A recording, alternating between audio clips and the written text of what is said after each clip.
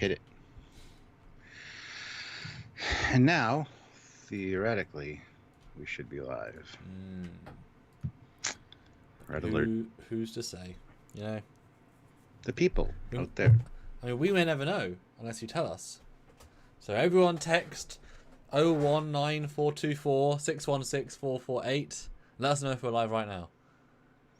8675309. 9.975 for 12 hours. All right. Yay. Welcome back, guys.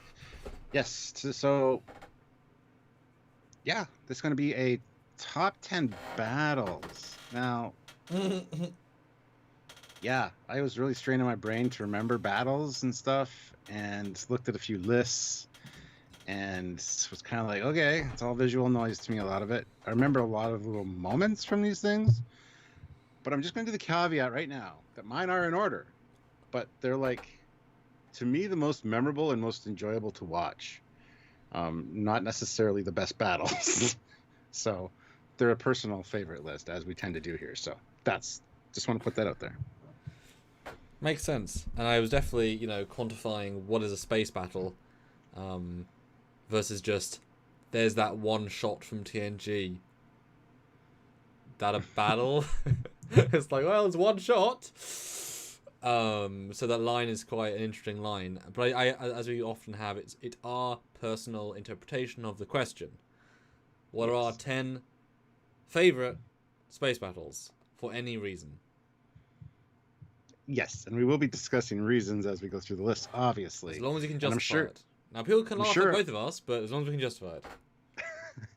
I'm sure it'll be interesting to see how some of our lists either merge or don't. This could be way variant. Yeah. I don't know. Yeah. But it'll be interesting to see. And I'll be honest, in a similar fashion, I was left with ones that were memorable because there's lots of there's lots of skirmishes, as someone pointed out there. I think there's more just like little 1, 2, 3 shots done. But full-on battles, actually very few, relatively speaking, and they kind of focus in certain parts. Yeah, so it's things that kind of stood out to us. Well, I don't think either of us are going to say yes is Enterprise, because while amazing episode, that was like one of our least favourite things. It's like, oh. Yeah. Ooh, I let it down. But now I feel bad because that's my number one, you dumbass. Well, hey. Stay tuned to see if he's telling the truth or not. Only by staying tuned in, not by skipping forward our live. If you're watching repeat, you have to watch all the 2 hours. I'm just saying, Mr. In the Future person. I don't know if there'll be 2 hours. I don't know what I'm going to say about a lot of these battles, honestly. But that being said, that we always surprise ourselves in that regard. And I got to thank everybody, the 1,000+ people that voted on the poll on the community tab. Fantastic. We put up a poll a little while ago about which top 10s you'd like to see.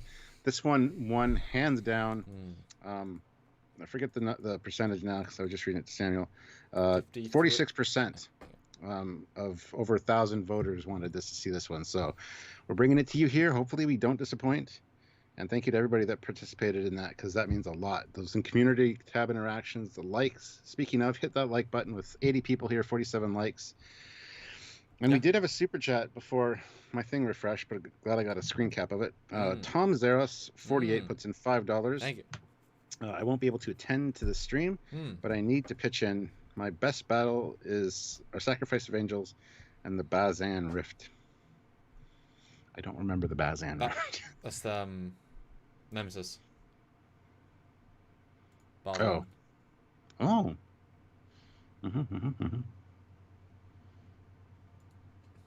Why didn't that one come up in my memory when I was thinking of battles? Oh no. Well, I'm going to go share, Stuart, so if you need to change pictures, I'm going to share right now, and I will go off, so you can talk to the audience if you want to, so I'll be sharing. Oh dear, Stuart. Let's see what happens. Bye-bye, Stuart.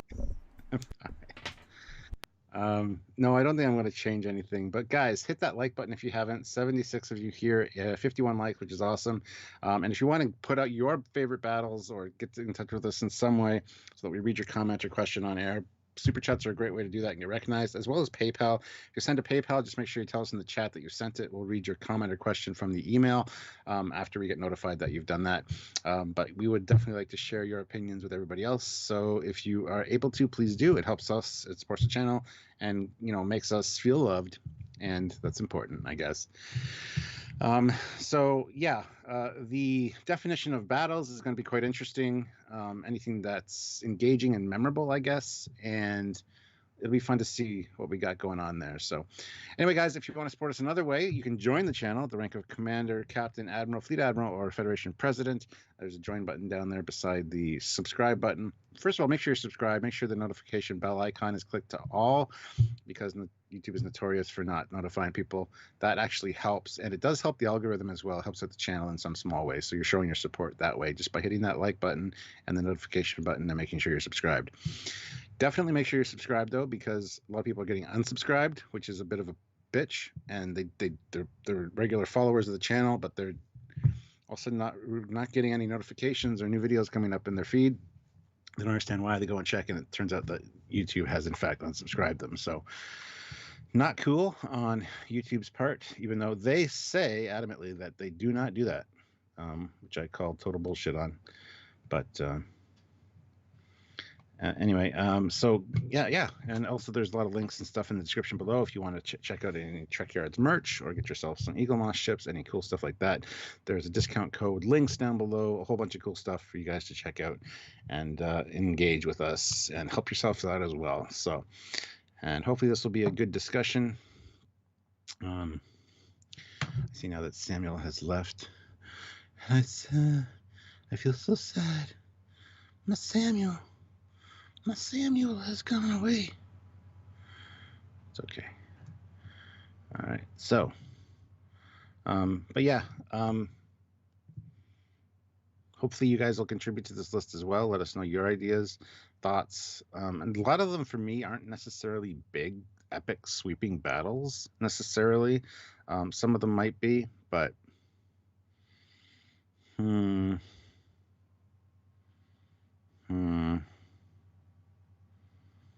yeah, well, we'll see. We'll see. Hello.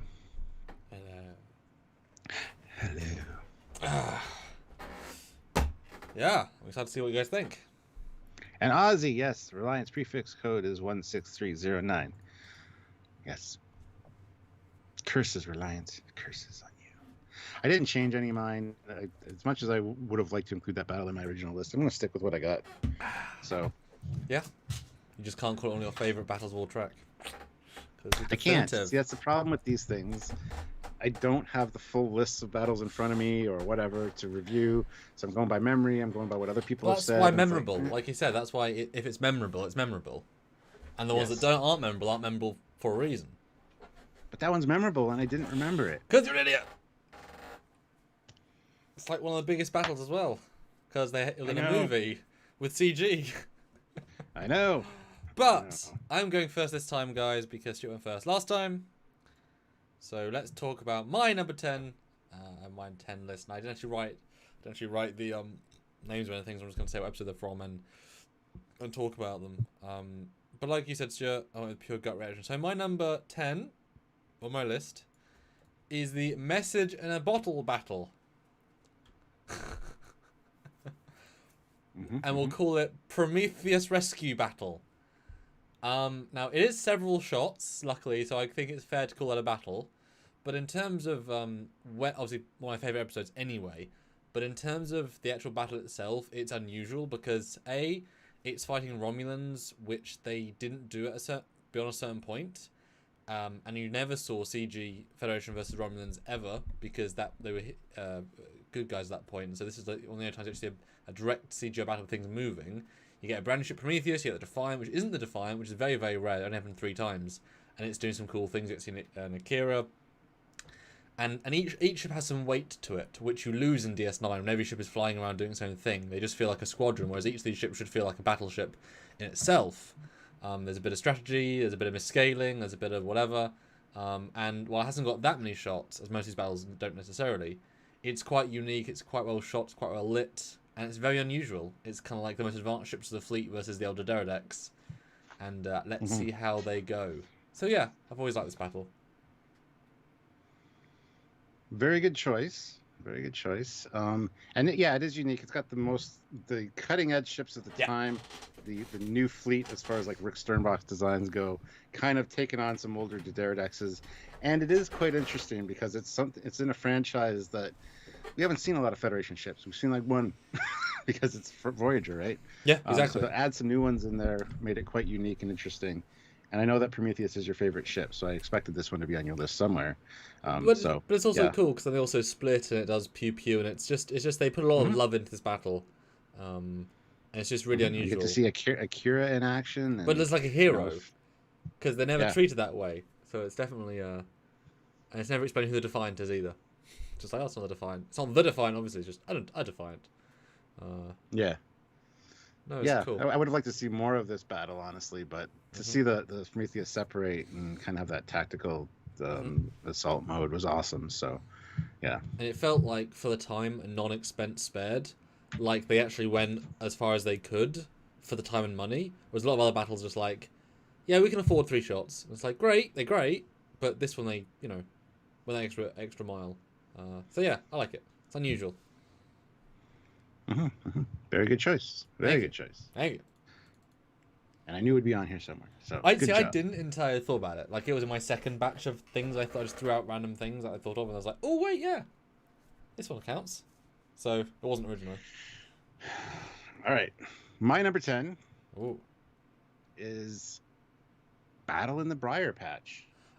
I am shocked. I know. It was kind of hanging in there as like will it make it, won't it? But I wanted to include it because of some interesting things about it. First of all, any kind of battle with an anomaly, some kind of nebula, some kind of gaseous something like that happens a lot in Starfleet battles. So I appreciate that. Certain systems don't work, certain things don't work. Plus, using the RAM scoops or the Bizarre collectors to suck in stellar matter. And then the creative like Riker maneuver idea of anytime there's a captain special thing going on, I think that's really great. Yeah. To be able to ignite the pocket of gas to take out the guys behind you, it's a fantastic idea. Sure, it damages their ship too, and also quite memorable for the fact of the manual joystick, the manual control thing. I know, not memorable in a good way, but memorable nonetheless. So I had to include it just because it is kind of a unique standout battle for me. And with like I said, one ship against multiple, the odds are against you. Use the environment to your advantage. Love that. Usually in space, it's space. Whoop-de-doo. It's you shoot them. There's nothing going on. This was quite unique visually, and you got to see some cool things that the ship could do as well. So, I think it's fair to say also that the way they play it, that these kind of battleships are like close in power to the E, and then but 2 they're outmatched. Like, this is not a fight they can win by itself, otherwise they would try, which is kind of fun because they're like big, chunky.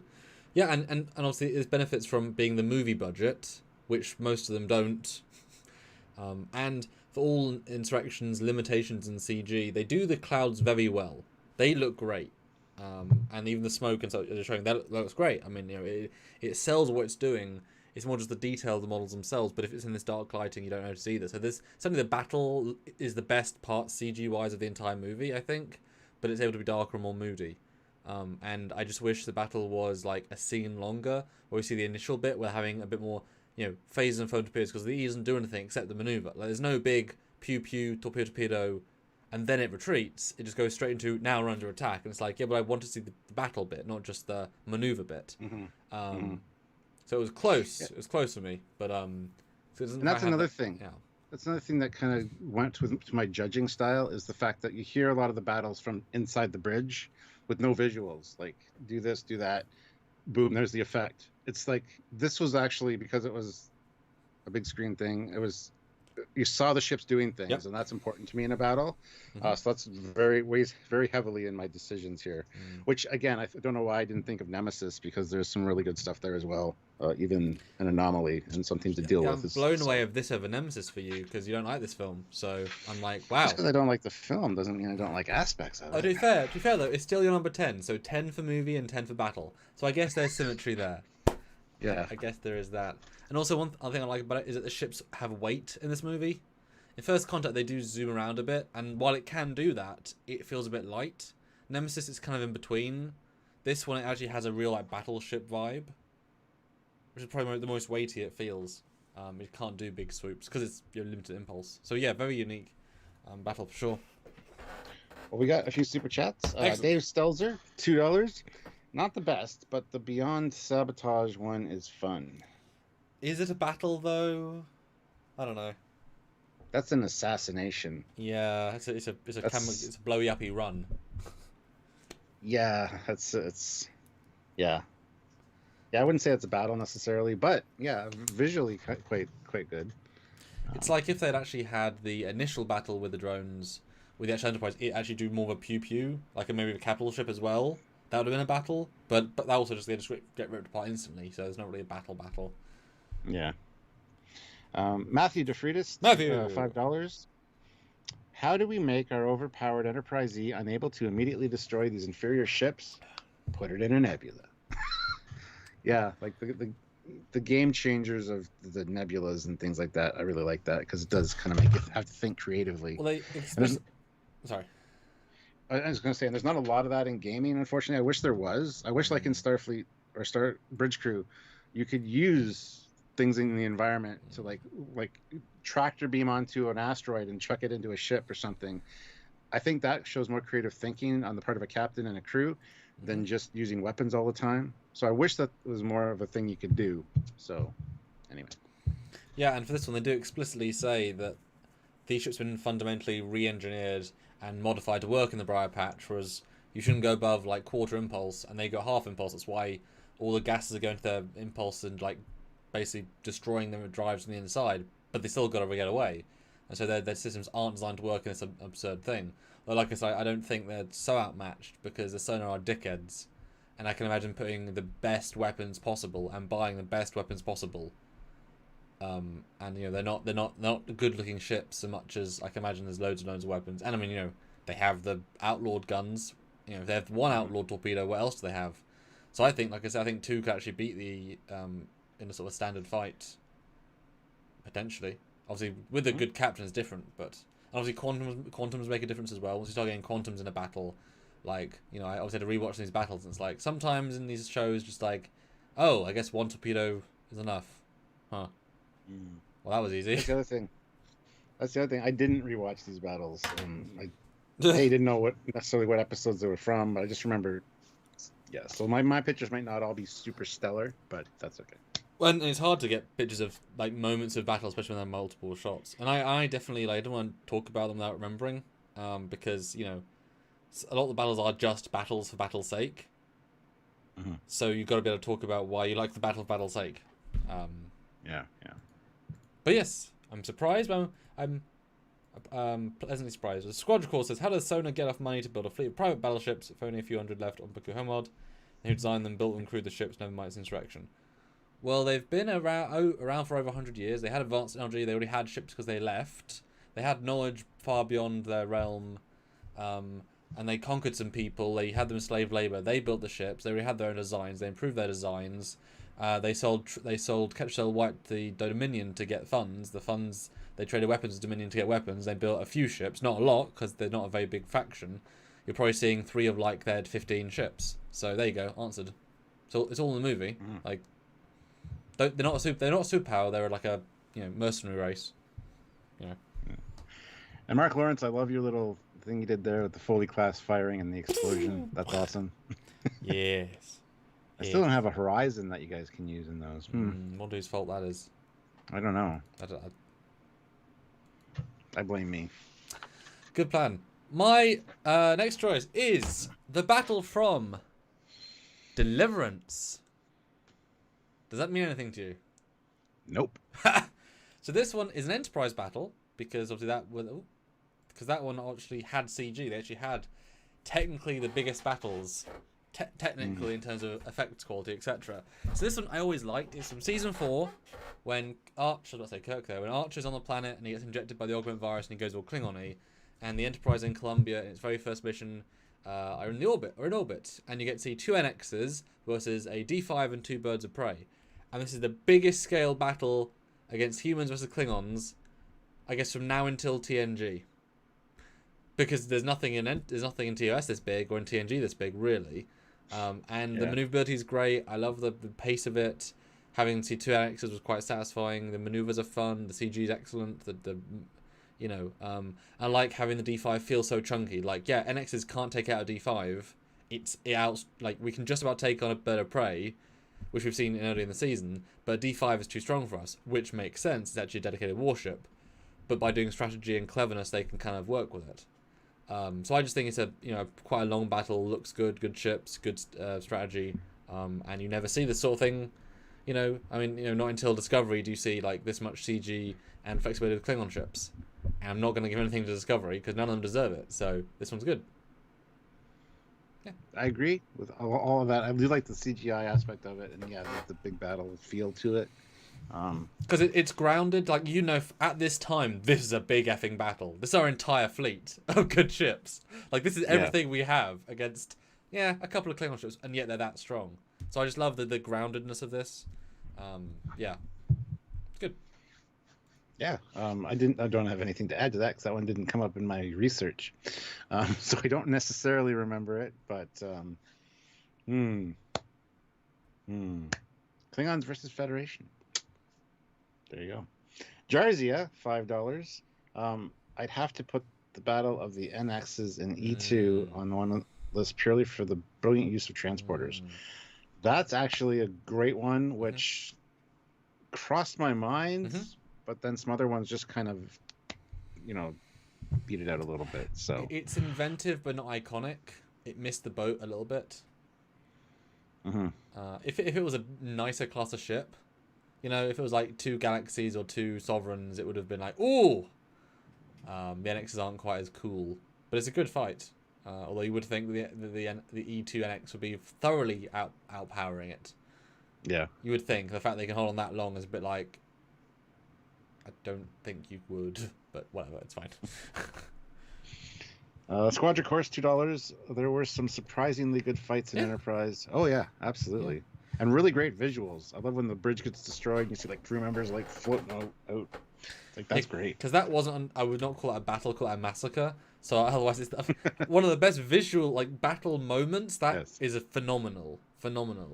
But it wouldn't call it a battle, unfortunately. Like, a fight maybe. And Enterprise, the problem with Enterprise in terms of battles is that the scale was so much smaller. So it's kind of like there's some great little one-on-one engagements, some very good ones, but they've got to be really, really good to have a spot. Hence this one, because this is actually, and you felt it at the time. You gave up on the show at this point, but watching it for the first time, actually for the first time, it's like, Columbia. I hate the bridge, but the ship looks the same and good. I don't know. Yeah, it was. And even now, after having watched it a few times, I don't really remember this one necessarily, which is kind of weird. But well, I like these two more than you do. The Augment follow-up. You like the Vulcan stuff, and I like this stuff more. Yeah. Nice. Your number 9. My number 9, the Battle of Chintaka. Doesn't matter first or second; they're both great. Introduction of the brain and the energy, the weapon that destroys or disables the Reliant or the Defiant. Okay. Again, lots of ships, lots of numbers, a very epic feel to it. Very out of scale Derridexes. Well, yeah, there's a lot of problems with that kind of thing. But other than that, to see the fleets come in, like, that is fantastic. It really, really feels like something epic and grand. And I think I would have liked to see more of this. I do like seeing the Defiant zip in and out and over top, and then the 3 birds of prey, go in formation and get taken out. I don't know if it's that bad necessarily, because the DS9 ones kind of all run together for me a little bit. They're also in close-ups. A lot of them. Yeah. And the fact is they do reuse like 5 episodes worth of battles for the last episode. There's only like 7 new shots in the last episode. The rest of them reuse, which is like you spend all your money and it's like, just gonna really takes a lot of the fun out of the final episode because it's not like you've seen it all before. Yeah, exactly. I was thinking of even after I put this in here and I was kind of looking over my list, getting the pictures. I thought, should I replace this with the Lakota versus the Defiant? Very different battles. Yes. Well, it's still. I mean, that's very memorable. Seeing the Excelsior with the Defiant going across the top of it. Like, not disagreeing. I'm just saying you've got a massive scope. Yeah. and 2 ships. I'm just saying very different style, but Yeah, so it was definitely, I considered it, but just seeing all of the like the fleet together is great to see, and I wish we would have seen a little bit more of that in Star Trek. I'd love to see something like that in TOS era. I'd love to see a TOS fleet like actually going out to do something. Unfortunately, the visuals in TOS are kind of but yeah, this was just an epic grand scale, and I just think that's great. Which half do you prefer then? Because they're very different battles. Which one does the Defiant get destroyed? The second one. Is it the second one? It'll be the second one then. Okay, because the first one they destroy the asteroid, which I consider just a totally different battle, but I just look back and that's what they consider the first one. I don't remember, and the second one is one they to kill the Defiant. Yeah, just that visual of the Defiant getting like is everything amazing. And then I watched this part of the research just to check if I liked it still, and then you cut back and you see Daenerys is on fire as well, and it's like, oh. Yeah. And there's like a galaxy saucer rotating. It's like, oh, that's real bad. Whoo, that's great. There were no families on that one. Oh, the time of war. Hopefully you don't have the families on. Just saying. Yes. So yeah, that's mine. So Chintaka 2. Eugene puts in 1,000 rubles. Any chance on battles of the wits? Examples: Picard versus the Shellyak, Picard versus Tomalak, or just Pew Pew. These are just Pew Pew. Those would be a different top 10. And again, there's a lot of those moments. It's kind of daunting sometimes when you go into the top 10 and you're like thinking about how much. And this is one of those things, like, people always ask me what's my favorite 5 or 10, whatever. I hate that, especially on the spot, because I don't have a list in front of me. Inevitably, I'm going to forget something that's really cool, like I did with the Nemesis battle. That's the last prime battle, basically. Nemesis. And I just feel like a bit of an idiot to say something and then realize there's something a lot better later, and that's exactly what happens with these. So, anyway. But that's why we do the research a little bit and get prep before these. We certainly. Yeah. And I find that you think it's going to be easy. Yeah. And then it's like, I didn't think this was going to be easy. That's why when you asked me yesterday, do you have an idea for top 10? I'm like, there's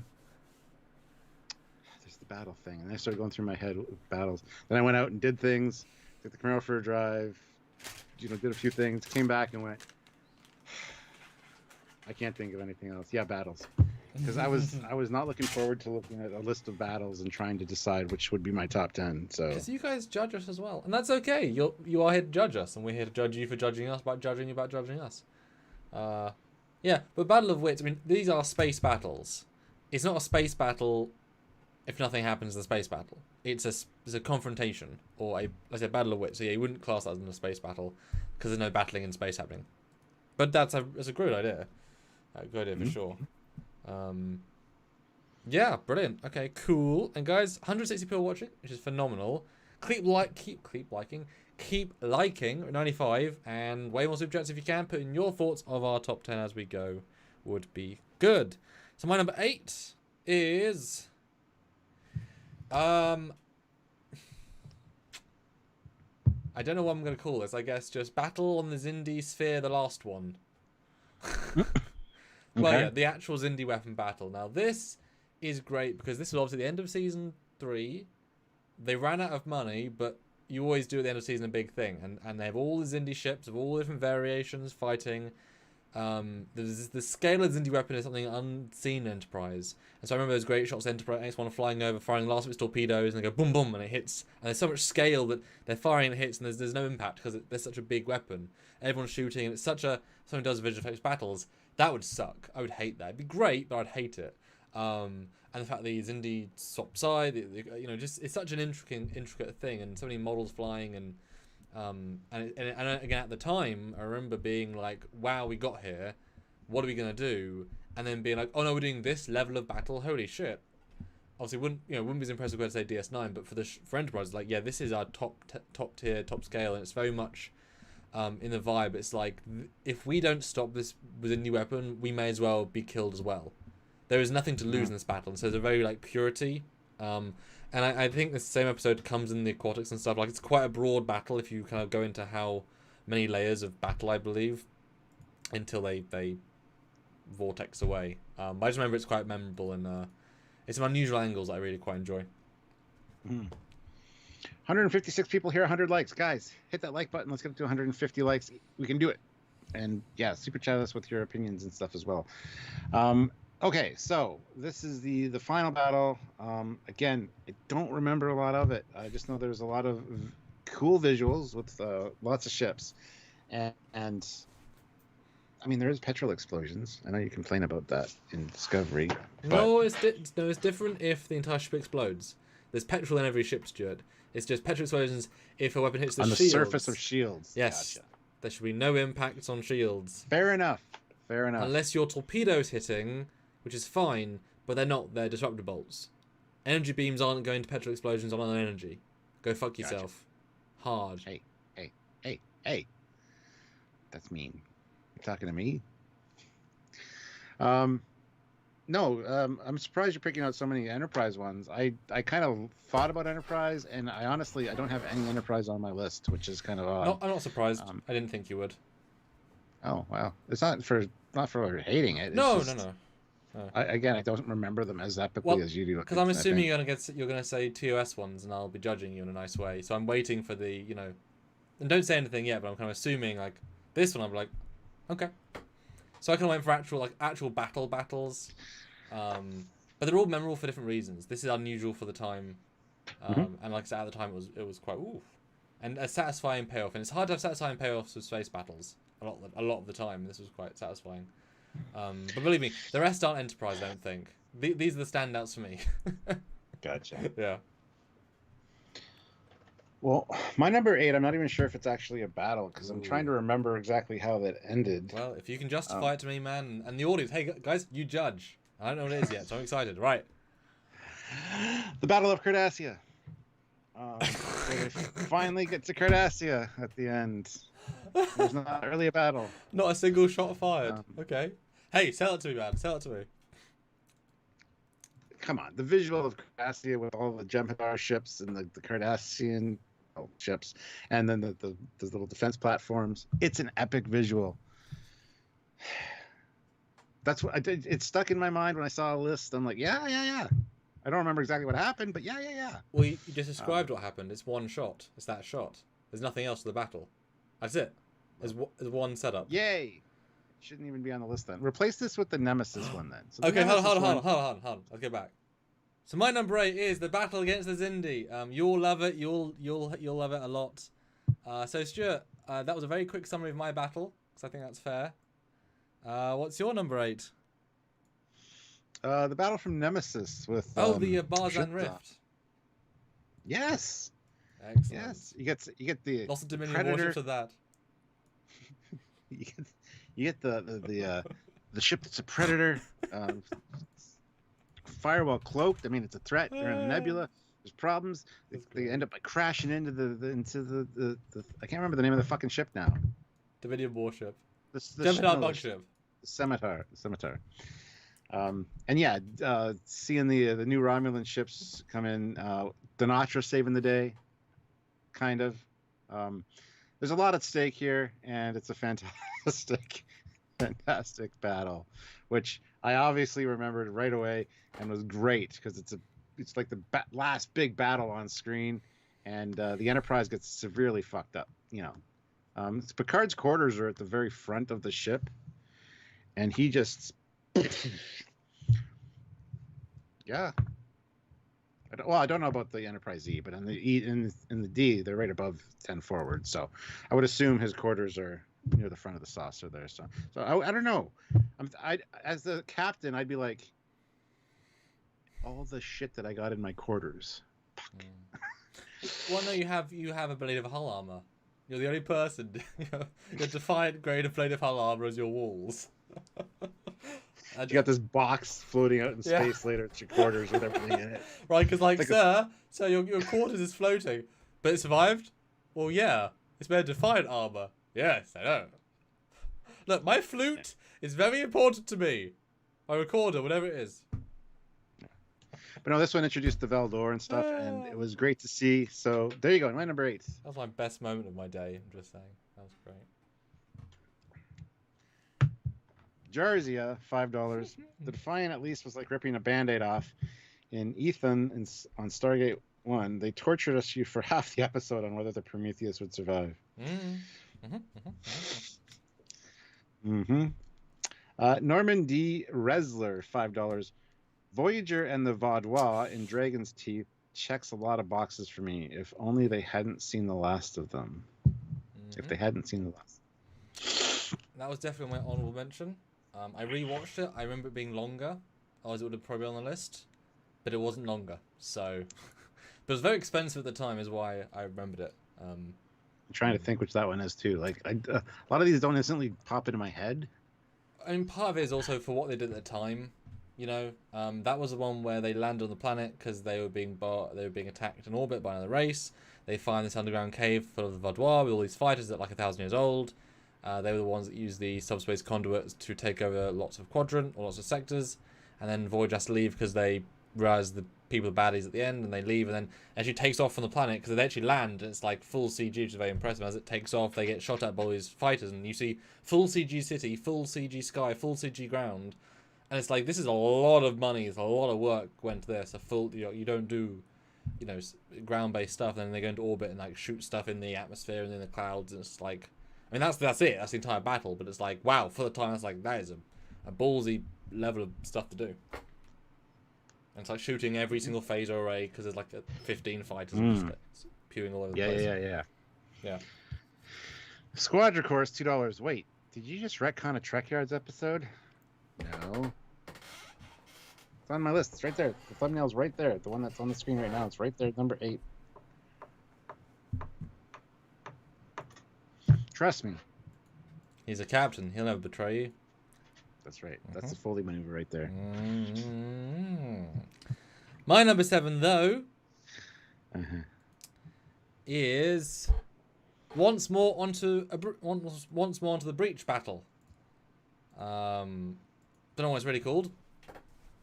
This is very memorable because it's a beautiful combination of CG and practical miniatures. One of the very last times.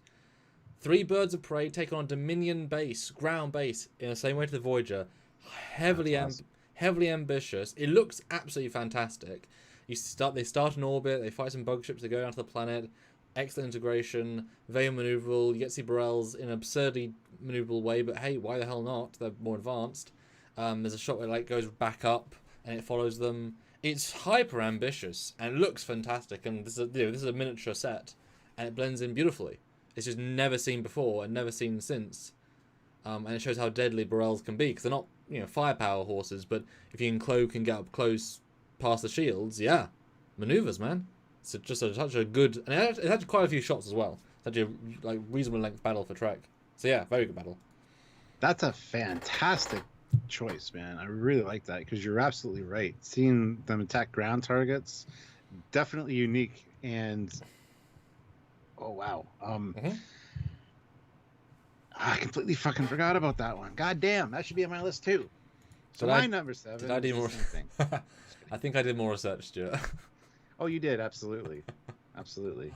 I had other shit to do today, so I did this list early in the morning, and that's never a good time to get me. Anyway, no, this is great visuals. Although a ground target, I mean, yes, they did fight bug ships as well. Did they fight bug ships in the atmosphere? That's when they lose their first bird of prey, or something about that. Yeah, I forgot about the first bit too, but yeah, they do fight some other ships, or it's a galore. It fucks up a bit, but they get past it. So, yeah, that's great. And yeah, it's core. It's him sacrificing himself, as then you get the non-battle, but it's actually as powerful as this by her relaying it. Like just the way they act that scene of his death. His sacrifice is as good as the actual battle. Yeah. Well, good choice. And it's probably the best the birds of prey ever are, like in terms of like power and scale. And what's the word I'm looking for? Versatile. They're versatile. That's the word. Versatilization. Verisimilitude? Being able to do the space and ground at the same time in atmosphere is awesome. So yeah, that's a good choice. I mean, how many other ships could do that? I mean, Defiant. and runabouts, but I mean, obviously Peregrines, but I mean, there's not really any other ships you'd associate doing this. Bug ships, probably, but I've not seen it. Yeah. Yeah. Damn. Yeah. I don't have anything to read. Ah. All right. Well, no, my number 7. Yes. Is the retaking of DS9 when they go back to get DS9 back. As in the Dominion's retaking, or do you mean the? So I don't know, what's the battle if they? No, because then they leave DS9. Do we retake it? I don't remember. No, when they take DS9 back from the Cardassians again. Oh. What do they do in that? I'm not sure which episode, but I just remember it being enjoyable to watch because you didn't. First of all, the stakes are so high. There's such a presence around DS9 that you don't think it's going to work. But the Dominion never used the DS9's weapons against Federation ships, though. They never go all the torpedoes.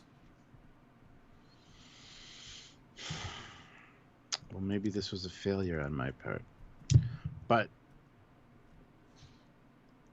yeah, Sacrifice of Angels, wasn't it? Well, they don't. Well, yeah, but they don't retake DS9. They go to DS9, and the Dominion have left. I would call it a Sacrifice of Angels battle. I wouldn't call it the retake DS9 because it's not even in the episode. Well, there you go. Well, that one then. Because it is what I was thinking of. Because that's also not this. Well, I guess it is sort of the screen cap, but okay. Okay, Sacrifice of Angels, right. Yes. Okay. And again, that one's got the fighters and stuff in it as well, which is something we've debated quite a bit here on Trekyards. We've even did an episode on it, whether they're actually useful or not. But you get to see them like doing their thing. Again, a fantastic episode just in general. But to see again that fleet action, and I think that's the first time we really see a huge fleet action, if I remember correctly. That level, there is one beforehand, but that's the absolute first big one. Yeah. Yeah. And so big they reuse half the shots in the end season finale. There's never a bigger one. Like this is the only time that it's this big. They never do it this big again. Yeah. So that's the one I was meaning. I just saw it referred to once as the retaking of DS9, so that's why I put it as that. But right. Okay. Yeah. There's so much at stake to get DS9 back, and the odds are so against them. But it's just a great battle. Again, good visuals that, yes, you said do get reused. I think this is where you see the Miranda get all the best shots in this episode. That's kind of the point. Yeah. And a lot of them in the documentary, what we have behind remastered. So that's some of the iconic visuals in that. And you get to see Vorchas and Mirandas and Sabers and Galaxies and I think. Again, I think this is also the 3 birds of prey working together, like in the formations. I don't know, maybe. I think that was a different battle and then reused for the one after this. This also might be the first time we see the Cardassian fighters. Hideki. Might be the first. Hideki, yeah. Might be, yeah. Yeah, so that's it for me. And it's only the biggest 7. battle in Star Trek DS9. The biggest battle until Discovery.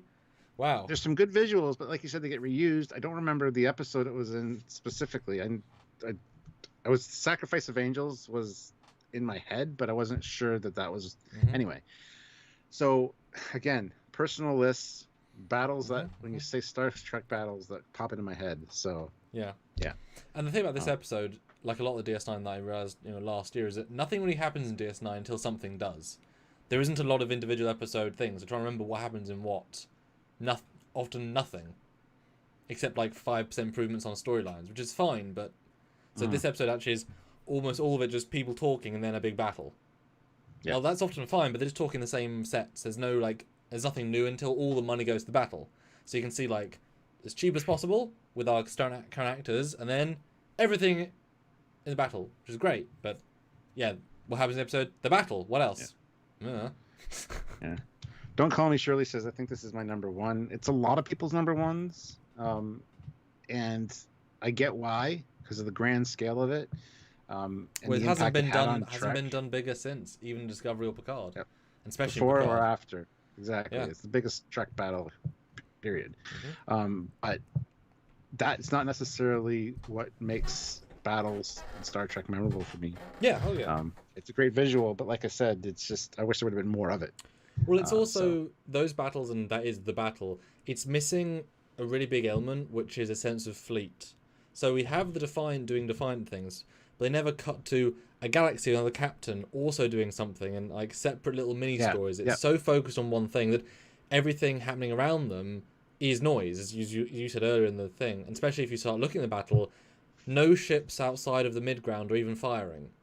It's just they're just non-moving non-entities. That's why often those shots where and there's a couple of them where the fleet's like coming at camera. Like now every ship kind of has a sense of motion because they're all being hand animated and there's no battle. But if you look at the battles, it's the foreground is the amazing everything, but in the background nothing at all is happening at all. And so it's like, well, why are there 12 galaxies here if galaxies are so rare and they're not doing anything? Was you kind of want each one to be playing a part, you know? Like if we were doing them now, like they'd have more. So that I certainly get that. There's less personality beyond the uniqueness of a few bits, but that's certainly seeing, Miranda's flying galaxies. It's like a wet dream for Trek fans that love those art designs. It's like, wow, these things are doing what? see Miranda's get massacred. Yeah. Squadra Course, $2. Sacrifice of Angels, Galaxy Double Team equals Epic. Jersey at $2. The Hidaki was in Profit and Loss and Call to Arms before. Okay. Well, there you go. Yes. So my number 6 is the Battle of Chintaka 1. Because we know they're different battles in different episodes, etc. So this one always stood out to me, A, because the visual effects look weird compared to all the other battles. It's got a different vibe. And I think the models, again, I know all these models firsthand. They look very much like the CG assets. They don't feel like the things they're meant to feel like. Like the Excelsiors are overlit, and so they just feel like the CG Excelsior, not the Excelsior class. Like there's for some reason, I don't know why. And there's a certain motion of the ships. I'm sure a different sub team did this, or like a different 3 people in the production team, because everything moves a little bit off as well. Like just not how you associate things. The Defiant's fine, but so it's just got a unique vibe by itself. But I love the attention to detail paid to this. The turrets are great. There's so many weapons. The Deredexes have a part. There's a great, like I say, Excelsior getting bluey uppy. And the fact that it goes over this asteroid, which is a hero item, which they don't tend to build, like something new. It's not just another Cardassian ship or another Dominion ship. It's a new, brand new asset that they go and blow up. And that beautiful shot of that line of gas going up until this close-up piece of a Cardassian like mining station. Just like, that's a really good asset. Blows up in the whole thing. It's just, you never see a tactical assault in DS9. You always see the one-on-one because of low budget, or fleet versus fleet without any real focus. This is an actual tactical assault we had to build. Custom space station, custom asteroid, a lot of custom stuff, and custom ways of doing things. That DS9 is not known for doing custom stuff. It's the same ships again and again and again, which is fine, but that's why I like Voyager a lot more in those ways, because it's like, ooh, new design, ooh, new style. But this is a very unique vibe. And definitely over Chintaka 2, because I rewatched it. There's only like 6 shots. There's like a little bit of the DS9 of Defiant doing something, and then they all get blown up. And it looks great, but it's a massacre, not a battle. This is actually a battle. I mean, it's kind of a massacre too, but it's much more 2-sided. Because these weapon arrays, they wreck shop. I mean, they annihilate the ships they shoot at. They annihilate, which shows how like they are sacrificing their lives for this battle. And it's a weird one. I don't know if you guys think it was a weird one, but this is a good one. No, good call for that. I just remember the second one better or more because of the destruction of the Defiant stuff. So yeah, more memorable visually for me. What do you guys think? Well, are you a Chintaka 1 or a Chintaka 2 sort of person? So spam the chat right now. 1 or 2. That's all you do. 1 or 2. Let's see how many spellings with Chintaka we get. And speaking of, we have 183 people watching with 135 likes. Guys, we can hit 150 likes easily. If you haven't hit like yet, just hit that like button. We'd really appreciate it. More super chats would be great as well. If you have any ideas on battles that we might not hit on, at the end, if we missed some that you think should be mentioned, by all means, throw them in here. But yeah, I needed to do a little bit more research in this, but I feel bad. Some stick out to me and are very enjoyable to watch. Yeah. So No. shut up. Don't bug me. As long as you can justify it, that's the only thing, you know. And it's nice to have no similarities, you know. That's good, you know. Nice to have whatever's. But yeah, it's for 1,000 people who wanted this live. Not many super chats so far, which is kind of surprising given everyone likes pew pews. So let us know. Pew pew pew. Well, we got a 1, 2 since Ezra's in it. 1. Cheers. Both are awesome. 1 and 2. Yeah, they're very different. They're very, very different. And William Jackson agrees with Ozzy that both are awesome. They both absolutely are awesome. All these battles are awesome. Well, you said 2, I said 1. So yeah, we agree they're both awesome. We've blanketed the whole Chintaka thing. It's taken care of. Oh, it's funny that Chintaka 2, one of those other scenes where like, sorry, what, the Defiant has escape pods that are what? How big? Where are they fitting those? You ain't got space with like Delta Flyers. Like, you don't have escape pods. Effing hell. What? And then needs to do. So and also the Voyager ones. The Voyager ones are big escape pods. They're not small escape pods. What? Yeah. Chintaka 1 was more cinematic and more scenes. Absolutely. Yes. And also Kira's the one in charge of the battle, which is very unusual. I didn't remember that until I watched it, because you don't remember the inside stuff, honestly, these battles. Especially as they're all on the Defiant. So it's the same set every single time. Yeah. There's a lot of cutting back and forth exterior to into like what's going on. For me, it's very confusing. Like I need to have rewatched it fresh to really talk about it. But I didn't want to be watching all the episodes of everything today. I did. So I know it was a while. I wish I didn't have to. It's fine. Cool. All right. Well, my number 6 is the first battle for DS9. Oh, yes. Where they armored the thing up with the photon torpedo launchers, and you get to see them pop out and spin and shoot, and it's really, really impressive. I love that their bluff gets called essentially, and they take out a bunch of Klingon ships. Again, seeing the Katingas and stuff in action is great. Seeing them get destroyed is also great. I wish there would have been some D7s and stuff mixed in there as well. But overall, very impressive. And plus, we got to actually see the prop for that. And, so that was really cool to see the turret. And I made a CG replica of it, remember? As in, yes, of it pew-pewing. It's on our video. It was fun. Yeah, it was great. So, yeah, this one was very much the Federation has the upper hand, and you wonder how effective it's going to be. And when you see everything like start going off, and just the torpedo turrets turning and just fire, like that's something you never see. It felt like the Battle of the Alamo, really. Yep. Because they were outnumbered, they were basically screwed, but they definitely held their own. And it's just a memorable scene for me, seeing those things pop out for the first time, because you get the update of how many torpedoes they've installed, or I forget what Cisco says to the guy, but it's really impressive. 5,000 torpedoes, yeah. And I don't know if he was bluffing, like maybe it's half that, but still. Well, at a certain point, it doesn't matter, honestly. If you fired 1,000 torpedoes in the battle, that's enough. That's enough. Yeah. No, I certainly agree. I think this could easily be a number 1 in how iconic the visuals are, and certainly for the time. This was unheard of and unseen. And all models, miniatures. This is the pinnacle of, we are going to make a miniature battle. I mean, a battle is, again, probably slightly a stretch, because it's just kind of, you stay still, we shoot, and you blow up. But luckily there's so many shots that it feels really full. But they were limited by miniature, and they were already going super ambitious.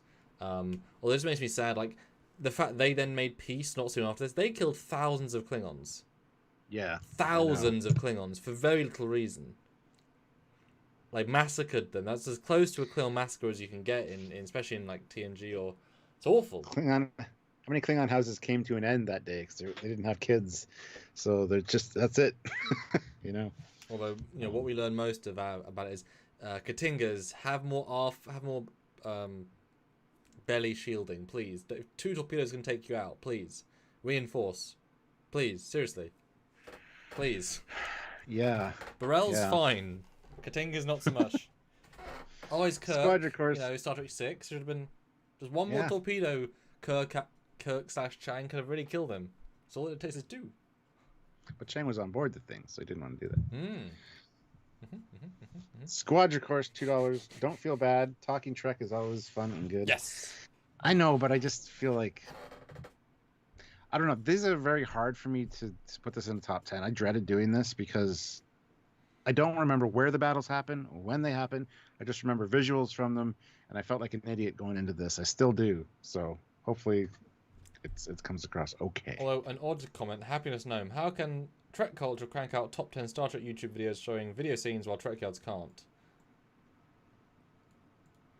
Because we don't get copyright flagged, and they do. As in, we do stills because we want to have the ad revenue to survive, whereas Trek Culture is a company with backers and several channels, and they don't mind if they don't make ad revenue because they want to get the views. And so they can show as much content as they want, gets flagged by CBS, CBS gets the money, and they get 30,000 views. This is also a long video, so what, do you want to see the same battle on repeat, the same 27 seconds of clips? I just click it on repeat until we finish talking about it? Is that going to be interesting? I mean, no. So, that's why. Yeah. We've been doing this a lot longer than they have, and we don't want to get copyright flagged, because... You know, plus, finding the video clips is a pain in the ass, clipping them is a pain in the ass, and doing it for a live would also be a little bit of a annoyance. And you know, for Stuart's number 7 pre-choice, it's like it's one shot. Do you want me to play that 21 times of 5 seconds? You know? Yes. But there was a great battle in Nemesis. What are you talking about? That's true. You don't even know. Man. Look, I haven't seen Nemesis. Okay, I got this far in my Trek world without seeing Nemesis. Okay. Gotcha. Paul Graham, $10. Good to see you, Paul. Thank you. Sometimes ranking the battles is just about the enjoyment or the pretty of it. Yes. And check out openluna.org. They need a volunteer web developer. And he's a good friend of mine. So if you guys want to check it out, and if you're interested in real space stuff and want to help out, by all means, go check that out. I'd really appreciate it. I'm sure Paul would as well. And yeah, this is why I kind of like these lists when you kind of know what the top 3 may be, but by really doing personal enjoyment and not being limited to kind of peer pressure. Like, I think we could both come with a very similar best general consensus 5 battles. Yes. But that's not the point of this, because that would be, you know, that's why us being a duo is fun, because and these sorts of ones are actually now really using that difference. Pure gut reaction, pure, you know. Yeah. And that's what makes Trekyards quite unique, because we both have our own takes on things, considering how old we are and how we were raised around Star Trek. So it's actually very interesting and a lot more enjoyable. I'd rather watch this personally than some of the other stuff. So. And it means we have a longer conversation, and you guys get to potentially have 20 battles to talk to us about. That's great. Awesome. And we hit 150 likes, or 151, 188 people watching though. So hit that like button if you haven't hit it yet. Let's get to 175 now. I forgot a really good battle, and I'm annoyed because of course I didn't think about it. You might have it, don't spoil it, but the Titan showing up in Lower Decks. Also kind of a massacre. I mean, that obviously we just lived that. That was amazing. Damn it. Oh, that would have been good. I don't know where it would go because it's like. I do have it. I don't know. Yeah, you may, because that was a good battle. Bit pew-pewy, like one-sided, but it's another Enterprise. It's such a great life. Oh god. Anyway, sorry. ISFJ 1009 $5. Thank you. I remember the Trekyards episode when you showed the actual props of the docking pylons and the rotating torpedo pods. Awesome. Yes, that's what we had it in our hot little hands. It was a great thing. And then so watch this episode every time now that I've seen the prop and have been right beside the prop and turned the turret. You were the guy. Yeah. Whenever I see the turret turn, I'm like, oh, I did that. Well, and actually think about it. How many people in history have ever turned that on camera, being filmed? On camera? See, there you go. That's the caveat. I mean, There's you and yeah. You know what I mean? Like probably only the guy at the time. And that's okay. And briefly, Ozzy says, it isn't CBS anymore, Superior Commander. It's now called Paramount Plus. No. The CBS company and the Paramount company are both still companies. It's only CBS will access the streaming service that's called Paramount Plus. So CBS is the owner of Star Trek. Yes. On Paramount Plus. So yes. I was right. He was right. No, yeah, great battle, for sure. And it's if it hadn't have had the first couple of shots, it'd be one-sided again. Because like there is a few before Cisco like comes out swinging. But yeah, so my number five. Ooh, halfway. Yeah. Ooh, what did I don't remember what I have. What do I have here?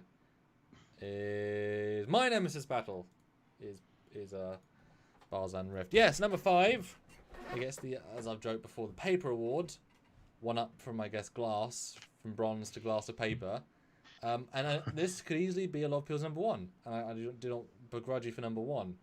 It only gets my number 5, and we'll get there. We'll get there as to why, obviously. But it is one of the best parts of the movie, in 2 different. But it both is amazing and isn't in different ways. And obviously, you've already talked about it, so I can jump into it. It's amazing because it shows how it would really be. But I can get the criticisms because, in essence, it's just shooting shields and nothing happening for lots of shots. But the thing is, that's how it would be. So it's a very appropriate battle. I just wish there was more strong story and character moments within the battle to give it more oomph. That said, all the shots are great. Seeing the kinetic damage play in with the Valdor's wing hitting the shields, and seeing that, yes, shields are designed against energy weapons, not physical things. It's a different sort of energy, because a lot to take it just is pretty bad. The gimmick of the the scimitar being cloaked, brilliant. Makes it a bit, like I said, shooting in the dark. I think it would probably be better if it wasn't cloaked, but then they couldn't just do abstract shots as much. But all 3 ships feel maneuverable, appropriately so. The E feels good, but not too much. I love the use of aft torpedoes, forward quantum. I love the fact they run out of photons or quantums and have to swap to photons. There's a sense of running out munitions, which is a nice, gentle touch. And kind of like I mentioned with my first one with the Briar Patch, some good captaining kind of tactics where disable some of the cloak on the left, whatever. So it looks like they've damaged us. Like that's great. Actually using guile and stuff to get one over on your opponent. Because it's funny because he could take them on no problem anyway. He just wants it done quicker. He can't help but tactic his way, because that they said he was in the Dominion War doing cool things for Romulus. And the CG's great. The ships look great, best that he ever looked, give or take. And then and then obviously it grounds into this thing, and also it feels a lot longer than it is. It's probably one of the longest battles in Trek, which is so unusual. It is very much a Hollywood vibe, and also it's a green nebula, but doesn't tint everything, so it's a good way of doing.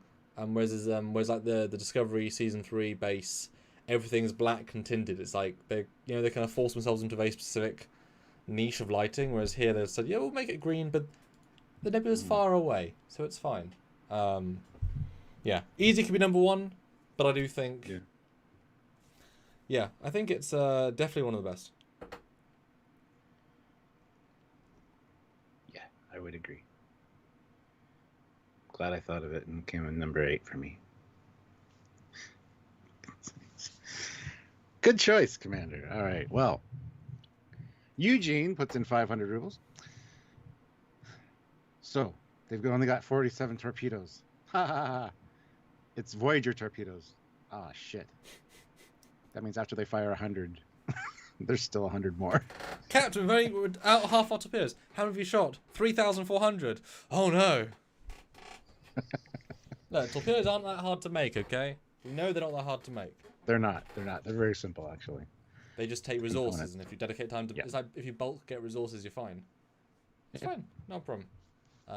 The Sim does more that it can fire three weapons simultaneously, and he wasn't even... Because I guess he couldn't fire torpedoes while cloaked, which we never really got into. He only ever fires disruptors. Like, if he was not cloaked and could fire all of his weapons... Like, he could... Enterprise would be dead. Yeah, he could just smash people. And you'd also think they'd have stronger shields when you're not cloaked. So why don't you just decloak and kill them? Actually, why bother cloaking if you could win easier. I don't know. He was toying a little bit. Yeah. I don't know. Yeah. My number 5 is this is a shitty screen cap, so I apologize. Shitty picture, and I apologize. But it is the Battle of Wolf 359 from the beginning of DS9, because we do get to see some of Wolf 359 in that. The caveat for this was on-screen battles, and there's some really that opening of DS9, even though it has the text, and then it's got the text explaining everything, the exposition, and then right into the Battle of Wolf 359, which had happened so much earlier. But to go back and visit that from the point of view of, well, first of all, Martok is the captain of that ship, but as a Vulcan. So that's an interesting little take on it as well. It was just a great intro to DS9, and the battle scene was great. The Borg just locking on, and plus you get to see ambassadors, Nebula classes. Fucking finally. Yeah. The Miranda, but not the Miranda, because it didn't have the roll bar. So there was a different variety of ships, and to see ambassador classes in the mix was fun because I really like those ships now. So again, Battle of Wolf 359, great battle, even though originally we never saw any of it. We just saw the aftermath. So, but yeah, that's mine. And to learn that, Benjamin Sisko's wife died as a result of that, and why he has such resentment against Picard, because he blames Picard for basically betraying the Federation as Locutus and having his wife killed. I mean, it's a fantastic build up to the series and the tension between him and Picard, and a nice callback to the Battle of Wolf 359. So there you go. I considered it, and I skimmed through the opening, and I saw a couple of shots. But the problem is, when you say this, you can't give it to TNG. There is no battle in TNG. That's what people think of. So this battle does not deserve, for me, the credit because it was never shown. DS9 is the best it's ever looked. I absolutely agree. But I don't want to give TNG the credit. Like, you know what I mean? It's like you're kind of crediting... Didn't I give DS9 the credit? So I'm thankful for that. Well done. And it was definitely... Given these are all miniatures, they were actual money spent to give them motion. Real motion. Like, just this shot alone, everything's angled, or at least a little bit. And that is time, effort, and money. Whereas, like, with the Klingon battle that we just had, it was money, time, and effort, but as a scope, not quality. Things aren't doing things, but there's lots of them, which is fine. But yeah, I absolutely agree. You're right. It's great to see the Ambassador and Nebula. And I guess it puts the Nebula back a season, because it was in Wounded first, which would have been after this, after 359. Yeah, but that makes sense, though. It's a sister ship of the Galaxy class, so they'd be rolling out right beside those. Oh, yeah, so. I'm just saying, it puts it back a little bit in the timeline. I just wish in the battle it wasn't so focused on the Miranda, but it makes sense, obviously, because that's the point of the story. Yeah. I know in Star Trek Borg you get even more shots. I think in Star Trek Borg we also use all the old shots, so that I think is probably the best version of the battle, because you actually get everything made to date, plus some new stuff. And let's not forget the getting in the escape pod and launching. So you get to see from the escape pod point of view, the ship leave and then get destroyed. Like, you never see that shit. Like, that was really great. It's stuff that you really wanted to see with Wolf 359. Finally got that. So there's a lot of really good stuff there. And that one visual alone, I think, was such a beautiful idea, and it looks incredible. Yeah. He doesn't even look. He's just staring straight ahead because he's focused on his wife having just died. Yeah. So. Well, yeah. Who cares if his ship blows up as well? Like, he's lost too much. Doesn't matter at this point.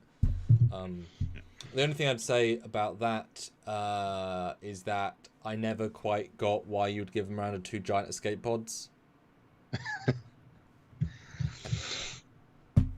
So it's like, what?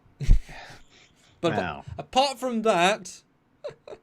But what did the chat think? Because yes, I was definitely I was pleased to remember this one when we got there. Well, where is it here? Somebody said, "Oh, David L. sending a Miranda-style ship up against the Borg cube." LOL. They sent everything they had against the Borg cube. They weren't like, "Miranda's, you go first." No, it was the Miranda's coming in. You're the first wave. Yeah, third. Yeah. Wait, what? And we're gonna test their strength, how fast you die, and we'll know what to send next. I mean, hey, the more ships we sacrifice, more we'll adapt our shields. But sir, they'll adapt too. Oh no. Wait, don't go. Oh, the Miranda wing. Damn it. But remember, they still sent Oberths in First Contact against the Borg cube. So, they sent anything. And even a Millennium Falcon, you know, even a YT freighter, you know, which is not particularly well armed against Borg cube. So, hey, whatever you've got in the local system. Yeah, well, yeah. Olivia Julius, $5. My favorite space battle is Puggy Federation versus Dottie Empire. Oh, no. After 3 minutes of pure fighting over the holy chew toy, they lay down and fell asleep. Yeah, that's about right. Yep. Goodness. Squadron Course, $2. Wait, what? How can ships not all be in the same place? You mean place? Maybe. I don't know. No, plane, as in tilt. Oh. That's what I mentioned earlier. And it's funny because I had the comment on some CG I did for Vance Major, his Wasteland film that I'm in briefly, and they said, "Oh, I love this shot, but the ships should be further apart." And I said, "If they were, you wouldn't see them because they'd be out of frame." So I had to just do it enough so you got, because it's more they're further away from camera that way around rather than that way around. Because I'm sure there's more ships, just you can't see them. Like, it was an odd comment because it's like, well, you either get ships or you get no ships. You know what I mean? Yeah. It's an odd comment. I get it, but it still doesn't really make sense either. Yes. 196 people here, though. Excellent. And the Battle of the Likes has been ongoing. We need to get 175 so we can get the next line. We got to get that far. 175. We need 7 more people to hit that like button. So hit that like button if you haven't. Yeah, 200 likes. I think 200 likes is very practical, and we'd love to get that. Yeah. Joe Real, though, $5. Hi, Joe. You guys in the thruster suits, go and say hi. Wink, wink. Yeah, you guys in the thruster suits. Send them. You remember the Mars probes? That 3 of them, like. Yes. Borg Cube just picked them off. Whose idea was that scene? What's the opposite to impactful? Well, they wanted to make it impactful for the fact that the Borg can just boom, boom, boom. 3 done. We'll have them be Mirandas then. Like. Oh. Well, you know what I mean? Don't have them be, or Connies if you really want to go.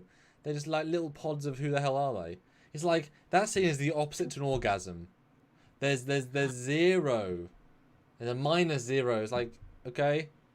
It's like you killed 3 probes, who cares? Like, it's a good shot into the theory, but it's like, well, yeah, it killed 3 unknown things of unknown thing. Yeah, I get you, but 179 likes now, so we hit our 175 goal. Samuel did say 200 would be good. Did. We're at 201 people here. We're zooming up to 200.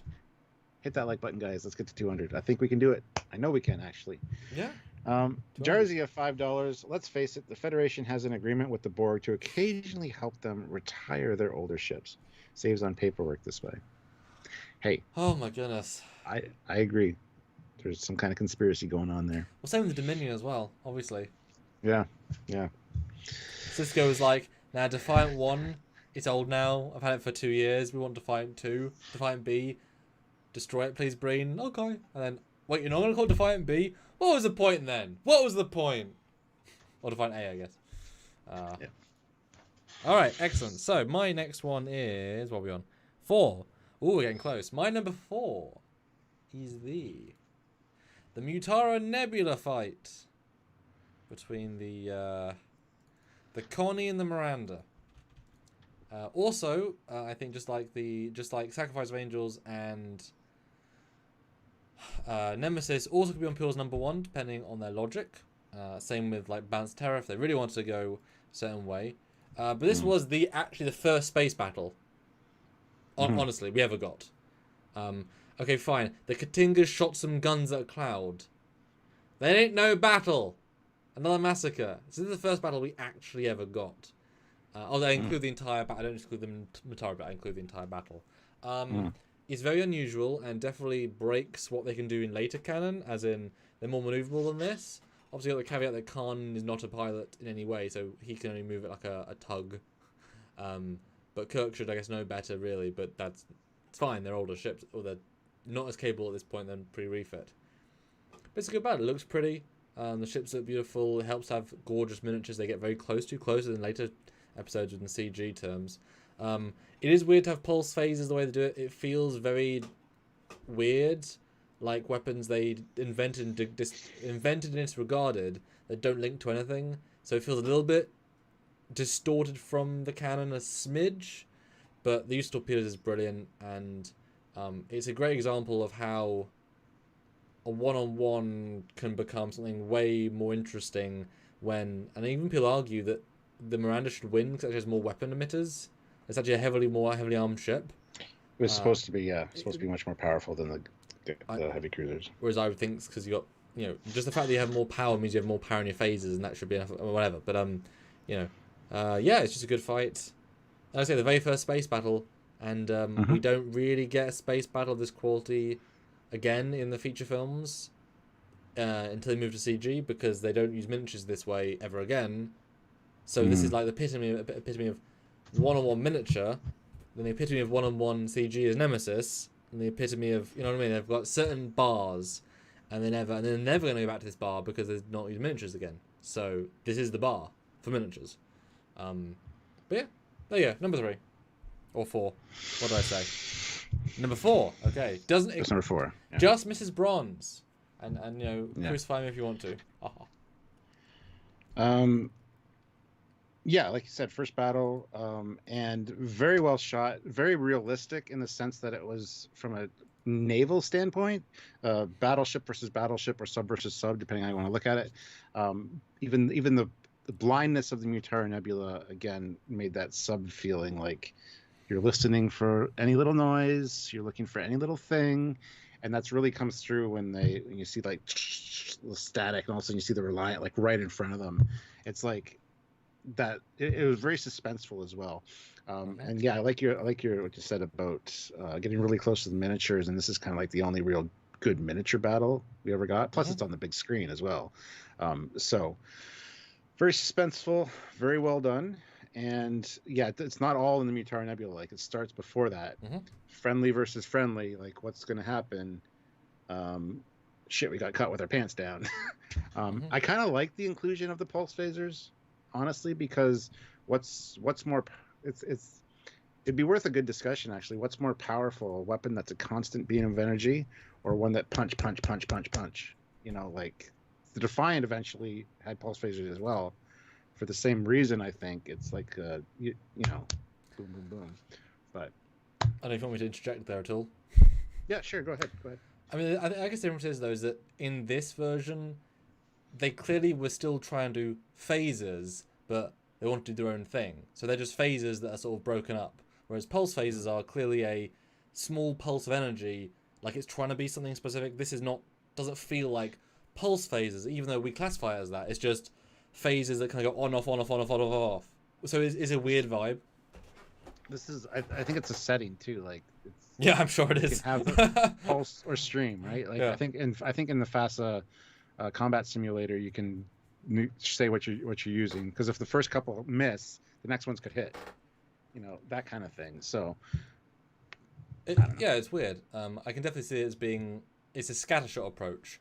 A single beam maintains its power far greater, and you're trying to keep a phaser in roughly the same place, and so it's going to burn through a certain spot. Whereas pulse phaser, the energy is very quickly diminishing, but you can scatter shot and hit multiple areas and then cause more damage over a distance, and especially if you're in shorter range, which they certainly were. And so you might as well scatter shot as much damage as possible. That's how I would see it. It's also the recharge capacity of the phasers. Shot. You get a chance to get a little break between to recharge your phasers instead of pumping out constant energy. So the energy allocation to it, it's a thing. It's a thing. I think it's less powerful, but more situationally specifically useful. You know, how many times the phasers miss? Pulse phasers might be more useful. Yeah. Kelly Foltz says, "What number of your favorite is it now?" That's his number 4. So I've got to do my number 4 in a minute here. But yeah, no, great visual, by the way. Like that. Yeah, it's hard to find one that, because I want to have both, but that's the hardest thing to do, because you have to match the lighting and everything, like etc. Yeah. Joe Real, $5. Hey. Buckman farts and someone on the Reliance said it sounded like an explosion. See down Periscope. Jarzia, $2. Same setting used in Nemesis to find Scimitar. Yeah, Yeah. they were Close. trying to replicate the battle, kind of, because it was quite impactful and suspenseful. It made it more so than if they were just in regular space and used sensors and everything. Plus, they also had the cloak. But yeah, every nebula has different things. Even in Star Trek Armada, if you play that game, certain colored nebulas would lower your shields. Oh, Other we should play ones, that together sometime. That'd be great. I totally agree. I have the fleet operations I version. know you do, which isn't. I did play it. It's some odd little nuances that it's missing from the old one, but Yeah, you don't got like the Corbomite. That thing's awesome with the Akira. But you can actually play it. That helps. Yeah. It's like basically Armada needs to come to Steam. Then we just play it like, boop, there you go. Although I think Jarzy more means the pulse phases were in Nemesis. I thought it was doing. Oh yeah, because they were trying to hit something that they couldn't see. Which is right. I never even thought about that. I mean, it's not the exact same, but yeah, it's pretty close. Yeah. Yeah, that's actually a good point. But that's the scatter shot approach, like Samuel was saying. If you can't see it, just scatter the area with until you hit it. I think it would have been nice if they had done like a couple of shots of pure phaser in Wrath of Khan, and then show that distinct choice. I think that would have really improved it, especially that first thing with the Reliant. I know the sound effect is it works really well, but if it had like constant beams burned, it would have made more logistical sense. Which is the default would be beam, not pulse, and so Khan, unless Khan just like the Khan second guy just pressed a button and, oh no, it's changed to pulse. They don't know how to use the system, so it wouldn't be default on pulse. But it would have been great to see that the swapping variation. But that's just me. So what one just misses out on your bronze? It's the way of looking at it. My number 4 is the battle for Sector 001 from First Contact. Target that explosion and fire. Wait, no. Target that hole and fire. Wrong battle. Yes. But no, we get an introduction to the only new... number 3. Wow, okay. That's not number 4. Number 4. Only number 4, okay. Yeah. Yeah, only number 4. Get introduced to the new fleet. You get to the Akiras, the Steam Runners, others, Norway. Can't remember. And the first time you really see the Enterprise E swoops in. You got the Defiant there battling. You see some good maneuvering from the Defiant. Again, big budget, big screen. Looked great. Yeah. And yes, you were right. There was a Corellian freighter there as well, because why not? So yes, the Millennium Falcon was there. So the introduction of the new ships, seeing the Defiant doing its thing, and all of a sudden this big bitch of an Enterprise comes, like that was a really cool shot. Really good visuals here, and unfortunately, the end of it's kind of fizzles out for me because they launched the little sphere thing, say fuck the cube. The cube explodes, and you see all the ships go. Where are the other ships going? Why aren't they doing something? There's still like a threat. No, the Enterprise has got to be the one that takes care of that, obviously. Even though they weren't supposed to be there in the first place, but whatever. We'll just let them... Oh yeah, they're here now, it's fine. I mean, to be fair, every ship was probably heavily damaged. The E is like brand spanking new, because I've been fighting this for like 10 hours, and these are the last like 9 ships. True. But I mean, Battle of Wolf 359 again. Yeah. New fleet. It just lasts longer, because that's one of those weird contexts. Everyone bitches about the Defiant being like, oh, it didn't work. It's like, it was fighting for like 11 hours. He did really well. Did you see the bridge when it's on fire? There's like shit. It's awful. Yeah. It's just there should have been something a bit more time context. Like, it would have been nice if they hear on the radio the battle's happening and plus the data. How long to Earth? 6 hours, sir. Let's hope we're not too late. Like, that would have been nice. But instead it just sort of cuts right to Defiant. It's like, well... 6 hours later. And then Worf like, rowing speed! What? This escalated? Yeah. Yes. But yeah, good battle and amazing visual. I remember seeing this on the big screen. I was like, wow, that is awesome. I don't think there's been a visual spectacle the same level in a Trek context. Because the Mutara Nebula is very dark and the ships are unfamiliar. And it's a lot slower moving. Yes. But here they mix miniatures and CG, which you don't really realise, but they are. everything looks so professional. Everything looks so sleek, and you've seen the real 3D models because of Trekyards of some of the ships, and they're crap. Like, they make them look effing amazing, and they're not actually very good, some of them. And so that artistry still holds up beautifully today. And they spent money they had to with the cube, etc. What do you guys think? Fleet Paw Swiftback, $5. Hey. Better late than never. Never fear, Fleet Paw's here. Oh, I was fearing. That's good. Thank you. Nuthra Nebula was a great battle. I think you mean Mutara Nebula. Probably. Probably spell check because you're not your friend there. I mean, it's a fake word, so it makes sense. ISFJ 1009, $10. Pulse you. phasers are more powerful than regular phasers. They can only fire in line of sight. And like mega phasers, a constant beam would burn out the emitter quickly, which is why it can fire bursts. I think he means the Defiant version though, because that sounds like the Defiant version, not the Yeah. Because line of sight wouldn't be the same for the TMP ones because they do shoot sidewards, or the Wrath of Khan ones. Yeah. They're the ball emitters, but the mega phasers he's talking about are the ones on the Miranda, I think. Side cannon ones. Yeah. Oh, literally side cannon ones. Really. Fleet Paw Swiftback, $5. Thank you. Perhaps today is a good day to die. Prepare for ramming speed. Sir, there's another starship coming in. It's the Enterprise. It's another Enterprise anyway. It's the Titan. I thought re-edit that. Yeah, we should bring the actor back and say, could you just quickly just say, it's the Titan! Yeah. Dear me. But yes. Ooh, Stuart, we're in our top 3. This is the award level, right? We had 3 different ones so far. I wonder what that means. The rest of mine are all discoveries, so. Fuck. My number 3, my bronze, is the battle where Klingons go boom, which I guess isn't actually that helpful. DS9, the battle to take out Deep Space Nine by Gowron. Yes, this is my number 3. First battle for DS9. Yeah, and this wasn't going to be this high, but then each one on my list is because they do something really fresh and unique.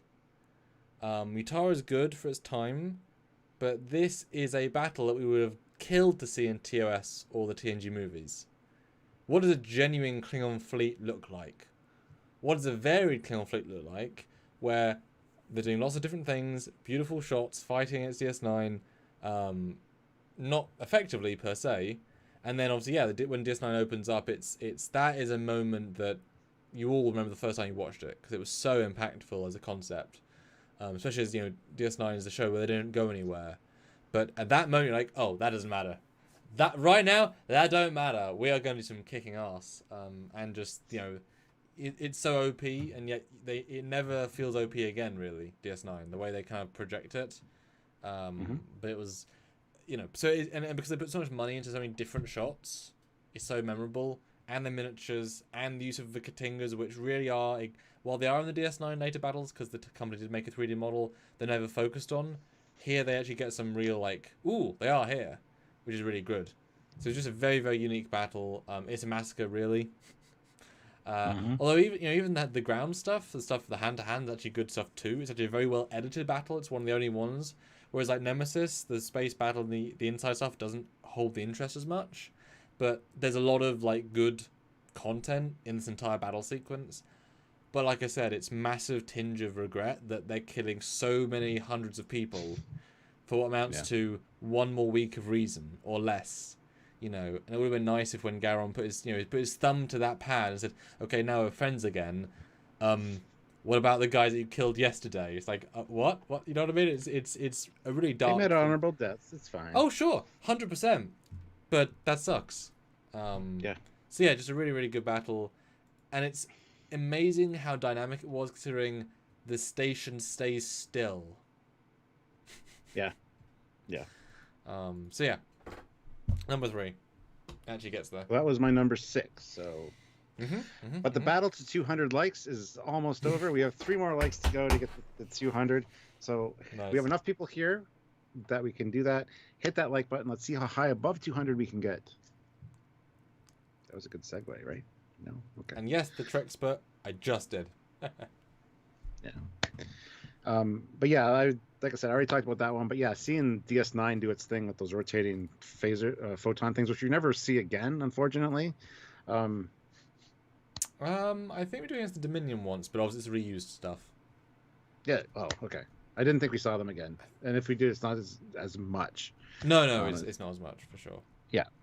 So that was really impressive to see, and just to call Cisco's bluff was awesome, because yeah, the Federation kicks ass there a little bit. So yeah, good call. Yes. All right, we hit 209 likes now. So 212. Fantastic. Awesome, guys. Keep hitting that like button if you haven't. If you have, don't hit it again because it'll go away. But hit the like button. So they're right here, and we would like on us $60. That would get us to a nice number, but 200 likes is phenomenal. So as we start to get our top 3, now's a good time to put in your top, top 3. Well, I'd obviously. So yes, that was your bronze. Yes. So my bronze is. Are you ready? Mm. Battle of the Binary Stars. I'm just kidding. It is the Prometheus Ship in a Bottle battle. Ship in a Bottle battle? Goodness. Yeah. I am call me surprised. I'm as surprised as Binary Star. Both one would surprise me about the same right now. Wow. Holy hell. You did not let on with you had a good body language. You were higher than that. Well, wow. Yeah. Shit. Right? Talk to me, brother. Third best in all Star Trek.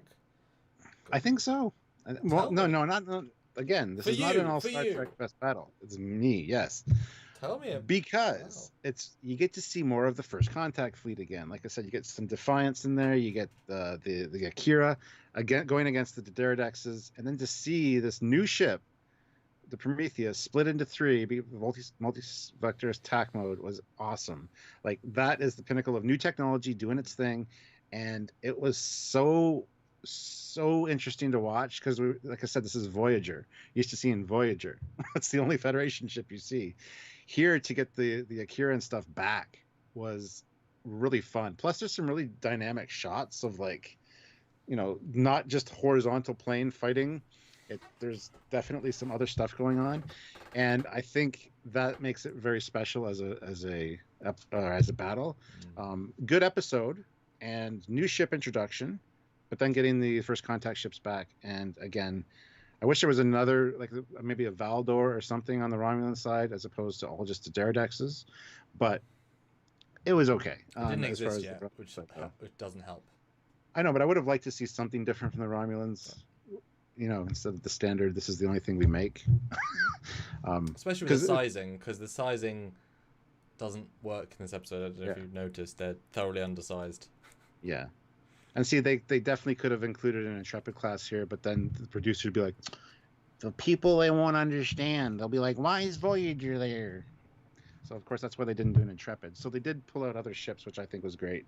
They could have made it a lot more simple and, had a Galaxy class, which, again, would have been cool. But to use something that we haven't seen that much that is a fan favorite, like the Akira, and, of course, the Defiant class is doing their thing as well, was a nice touch. So. And to be fair, we do get some great Galaxy class shots with Timeless. So they do a Galaxy class very nicely. To be fair, yeah, and I forgot there's 2 Defiants because I remember it so well and yet forget. It is interesting because that's always been a first fiddle ship, and so to play it off as the sidekick ships is weird and yet weirdly rewarding because they're not all going to be you don't always need just front firepower. You need shields, you need weapons, you need everything else. Another thing about this battle I really like is it reminds me of Star Trek Armada. This is like a battle you can see there. You send out a couple of Defiants. That's so true. Yeah. So it kind of brings the game experience of Armada to the screen, and it's like, I can picture my ships doing this kind of thing. It feels that unique variety that DS9 missed by a certain point. It's all the same ships. This felt very novel. Mm-hmm. And the fact they picked no Excelsior class. They could have cheaped out and went with an Excelsior class as well. Yeah, absolutely. No, the Akira is nice. It is really the only model that would necessarily hold up to that level. But also, I love the idea of this battle because it tells you what Starfleet may believe the other race's firepower is. They think 2 Defiants and Akira is enough to take on 2, 3 Dederodexes. Because you're not going to send Defiant against 19 Dederet. Like, there's a certain level of, well, yeah, they can take it on. This is a full-blown battle. This ain't no Tomahawk, like, well, stalemate. And so this is lovely, like, well, who may win? And so they may also have the Prometheus under their control. So this tells you the Akira is worth something. Like, this is a big, meaty ship. Absolutely. And certainly Multi-Vectors was great, and the flow of it is phenomenal. This, unfortunately, though, makes you think, well, why the hell wasn't the Prometheus in the DS9 battles? Like, why wasn't there one episode where it comes in and does a good thing? Obviously, it should be there somewhere, even if it's in the last battle. And it existed. It's not as if it couldn't have. It could have.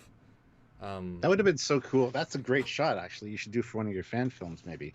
Yeah. Have, like, some Cardassians or bad guys, firing. And then you see, like, 3 bird of preys doing the formation thing over some other ships. Fly over top of the Prometheus. The Prometheus splits. And one part of the ship goes with each bird of prey. And they veer off. Goodness. That'd be awesome. Would be, yeah. That's a great visual, man. That is a good visual, yeah. Klingons and, yeah. Because I also like the idea that there was only one of these, only one Prometheus ever made. So if you saw it in the DS9, it would be one. There's only one. Whereas I love the fact this tells us there's several Defiants, we just never see them. Because it's quite a ballsy thing to invent 2 more, Well, you'd think there would be more Prometheuses after a while, too. Like, the Defiant was the first of its class. So they started rolling them out after that. But the Prometheus, if it proved successful, would have been the same thing. But I just mean that DS9 they had 4 years to build more. Prometheus they had like 1 year of DS9 left. So. Oh like, yeah. The amount of years left is all I meant, because the Prometheus is in Message in a Bottle, so it does come back again at the end. But I like that they did build more Defiants, because you would think they'd have more. Yeah, brilliant, awesome, surprised. That's cool. Good. Let's see. Fleet Pal Swiftback, $2, 112 likes. Nice. No, Fleet Pal, we have 120 or 220 likes, so you're wrong. But thank you guys for hitting that like button. Keep hitting it if you haven't. Bradley Weekland puts in $5. All done by the Doctor. Attack Alpha. Yes. He did well. Yeah, they both did. Eric Martin, $5. Thank you. I'm having the work day from hell, so I'll watch later, but wanted to say hi and contribute. Well, thank you very much, Eric. Hopefully your day gets better, and when you rewatch this back, hello, Eric. Again, hopefully your day is now better because you watched us for almost 2 hours. Well, an hour and a half at this point. Hello, past you, or present you, past us, Time travel's great. It is. Oh, it's very useful. I've always wanted time travel, just to go back and... Yeah. Excellent. Cool. Well, call me impressed. I will. Thank you. Right, so my silver medal. Okay, I'm excited. First Contact. This is a battle. That was your 4? Or your 4th, yeah. 4. So my rationale is obviously everything you said, but I'll add some more stuff why it beats, because this is a best of both worlds done right. So it kind of like is like Alien to Aliens. Like Alien didn't have the scale. Yeah. Aliens did the scale. This is that. But this battle looks as good today as it did then. And that isn't the same for Insurrection or Nemesis. This looks as good. Because the way they do what they do is very effective. And that says something.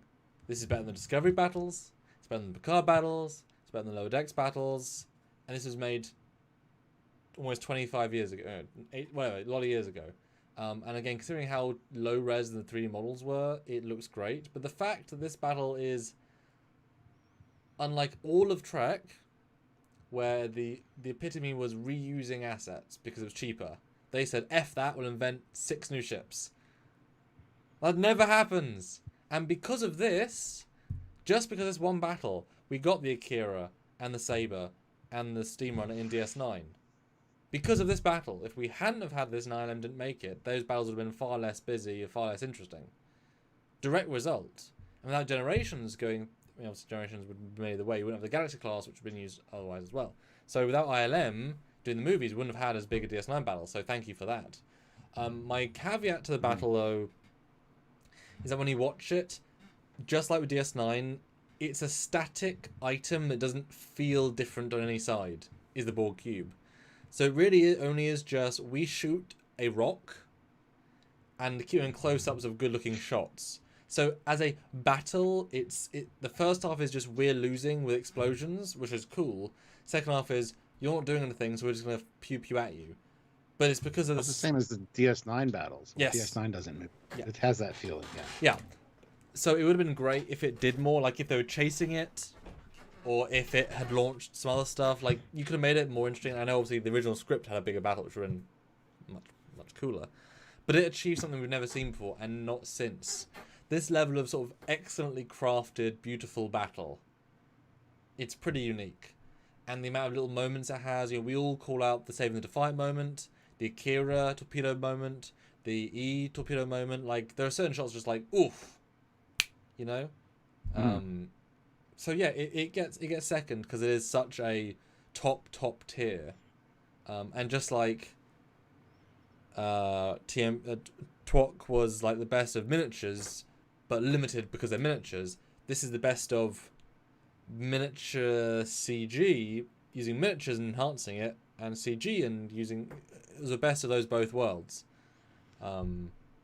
Yeah, it's again, it could be easy people's number one. If it could a lot of people's number one, for very different reasons. So yeah. And great still, by the way. That's a very good, great representation of a battle. So good job. Yeah. Yeah, I don't have much to add to that. I mean, we've kind of talked about it, but yeah, cinematically, it's just amazing to see. It just feels a bit one-sided. That unlike the DS9 ones, where it's all shifty. Yeah. It's very like, here's a bit, here's a bit, here's a bit, here's a bit, but it doesn't detract from how cool it is. Yeah. What do you guys think? Or am I wrong? Dave, should that be number one? You're not wrong. Wow. Dave L says activate view screen. So what were they looking at before that moment? They're looking at the screensaver, the aquarium fishes floating by. A little circle that goes zoom, zoom, zoom. The zoom. Ribbons. Yes. Or the mist eye. And to be fair, like, they're listening because they're traveling, like they're still en route and they're listening. Yeah. So, although it is still a dumb moment to have as a holographic view screen. Yeah. Oh well. It's one of the storytelling conceits we talk about. It's the why not. All right. So my number 2, my silver, is the Battle for the Future, the Battle of Control, the end of season 2 of Discovery. I mean, there all are the more Section 31 drones. There are more explosions than that in every single part of Star Trek canon put together. And more ships than any battle ever. Oh yeah, that's true. That is actually very true.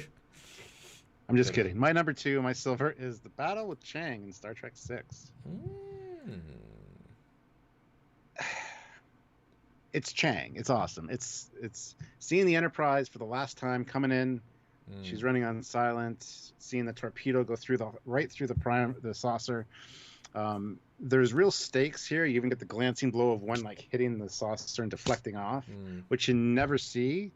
So there's some really great visuals. Plus, you see the impact from the inside of these when the torpedo goes through and the stuff blow apart, which I really appreciate.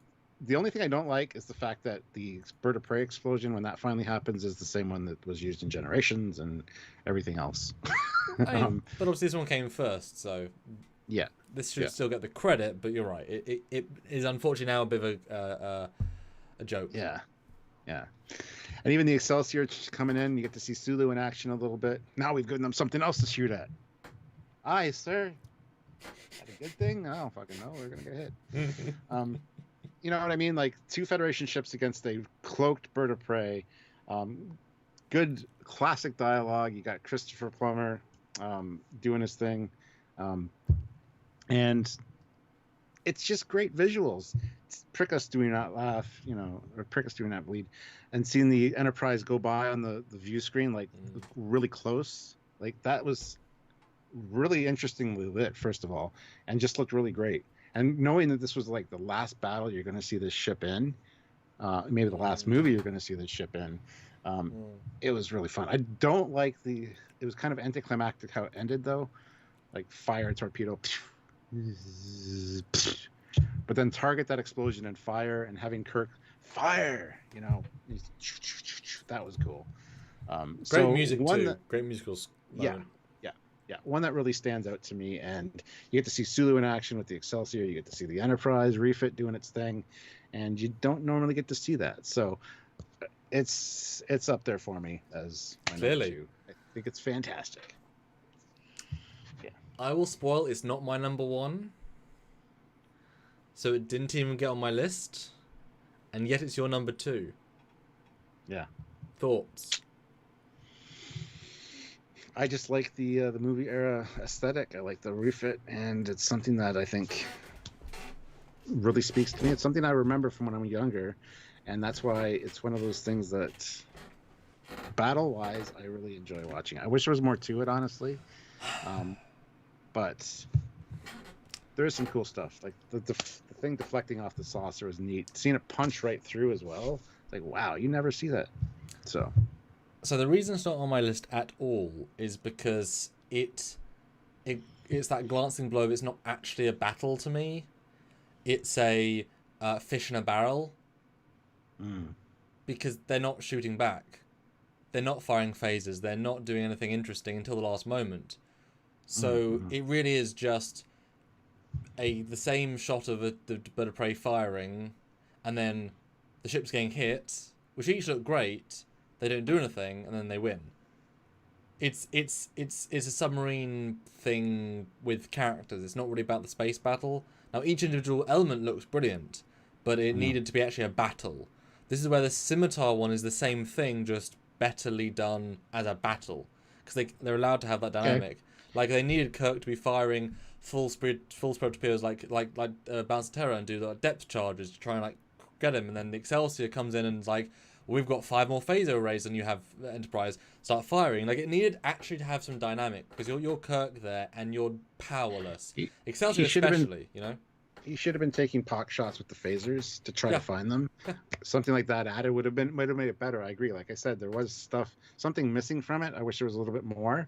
But overall, I do like the more one-on-one dynamic of the battle. Well, the outthinking each other. Well, it's the epitome of this style of battle. As in, how do you take an enemy that we can't see? Excellent. But like I say, it's a one-sided fight, and then it flips. Somewhat like the First Contact, but that has a lot more into movement. And especially when the Excelsior comes in, that you think is going to be the most powerful moment. It comes in, gets shot, then shoots. It's very anticlimactic as what you think it's going to be like. It's coming, especially as it's much more advanced than the Enterprise. You'd think it should come in, do something epic. It does jack, and that's sad. If you look at the box it's in, A star. But as soon as you move outside the box, it starts to lose its integrity, because it should have been way better and way cooler.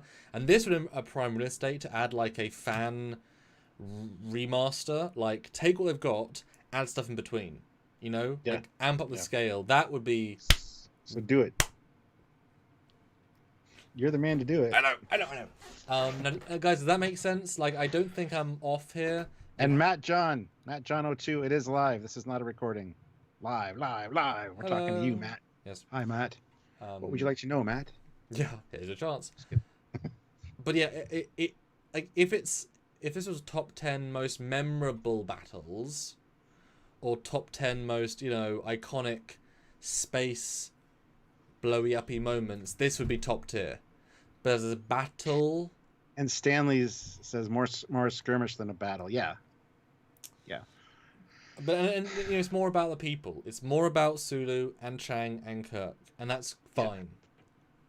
Yeah. I think the smaller battles to me are a lot more impactful and memorable, because I did play Starfleet battles a lot with my brother, which is basically a couple ships versus a couple ships. Mm-hmm. It's not like fleets of ships. It can be, but I think I don't know, it's just something that it speaks to me. That's why these are our personal lists.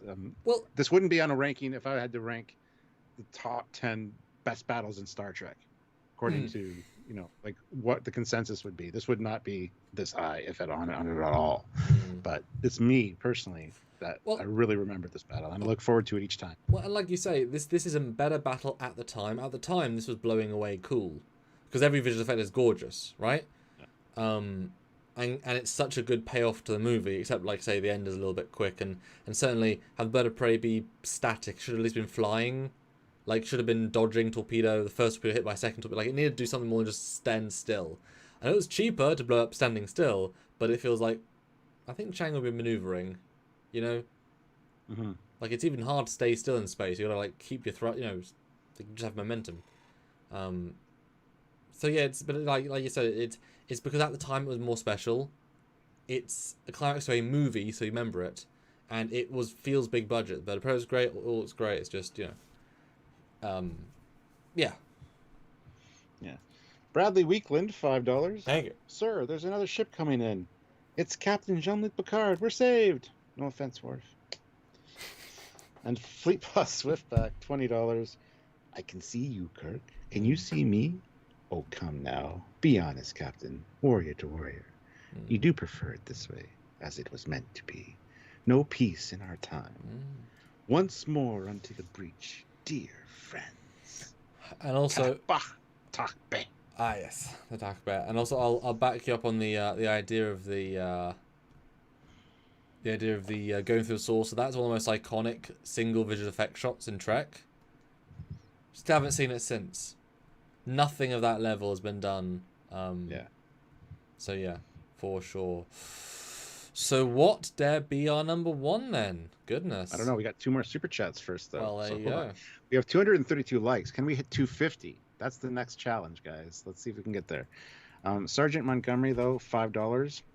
I would have liked to have seen General be Kang or another TOS Klingon. Awesome battle, nonetheless. No, you can't have him be one of the beloved Klingons. We get to see Kang again in flashback in Voyager, but they're kind of lovable Klingons. You can't have them be. It's got to be somebody that's new and kind of evil. So, Sean Corpier, $5. DS9 and Voyager had the best battles. Some good ones in Enterprise also. Yeah, that goes without saying. As a caveat, like Voyager had some phenomenal one-on-one engagements because it was always just Voyager just doing its thing. Like it was more the cinematography of the team that was making stuff. So if it's just like best one-on-one battle, Voyager would have some. And I did have some honorable mentions that I almost put in, and Voyager was most of them. I'll be honest, because of like the way they do one-on-one, it has the good CG, it has the good effects, it has the good creativity. You know. Sean Corpier, $5. Thanks, Sean. It's another Enterprise. Yes. But it's got a blue rim around the top. Alright, number one then, Stuart. Goodness, we made it here. Gold. 235 likes, so that's pretty damn good. Well, we need 15 more to get to 250, though. That'd be even better. It would. You are speaking the truth of the gods. My number one, I've honestly forgotten, so let's see what I said. It's Sacrifice of Angels, I guess, because I did that. No, yeah, so this one, I think a lot of people's number one. And it gets my number one because, as I said, with all of mine, each one presented something unique and never been done before. This was the very first time ever we had a fleet. And not just a fleet of all the heroes we've seen before. We've seen a single Burrell in Star Trek 3. We've seen a single galaxy with the Odyssey in DS9. We're like, oh my god, it killed one galaxy. And now there's a fleet. Because of the advent CG and the amount of effort the team put in, the scale went from being this little star fleet to the Star Fleet. Never seen before. And never seen fucking since. As absurd as that is. Discovery dropped the ball and Picard dropped the ball. Absolutely insane. Even though it's 20 years old. And the fact that, like I said, this is like, a canon friend's dream. All the designs, all the whatevers, they never thought imagine saying in DS9, we'll do a battle in 5 years where we've got 26 galores in a frame. And they'll be like, no, you won't. No, sir. No, sir. And so it just represents all that. And there's some beautiful cinematography. It's beautifully action moments. Yes, it's limited by the background doing anything, but just like why I'm doubting your last one won't be a TNG one. TNG are so like, well, they're not moving or doing anything. Like they're good moments, not good battles. This is a good battle and a good moment. And like I say, it's just, the fact that these shots were reused later on means this is the only truly original full-scale battle they ever did. And it's fantastic. And, the Klingons come in epically when Vorchas, were still pretty rare. It's like, oh my god, that's so cool. I always want to see Bird of Prey go zoom zoom. And, Galaxy, that moment Galaxy comes in, fires a single phaser blast, giving it that hero shot we always thought it needed. The shot that no one would think to do before even GoPros were a thing. When you put a GoPro on the Defiant, it does a turn. Yeah. Like, that's a shot you wouldn't think to do, but it's like, that is such a modernistic shot. And it lights beautifully and just the artistry. Yeah, it's something that's never been done before or since, and is truly what a Star Trek battle would look like in an actual Starfleet sense. That's why. Oh. Very, very excellent reasons. And I agree. Battle-wise, yeah. Visually dynamic and engaging, but like I said, a lot of visual clutter as well. And you even said yourself, some of the ships in the background just do nothing. Oh, none of them. Yeah. None of them. But.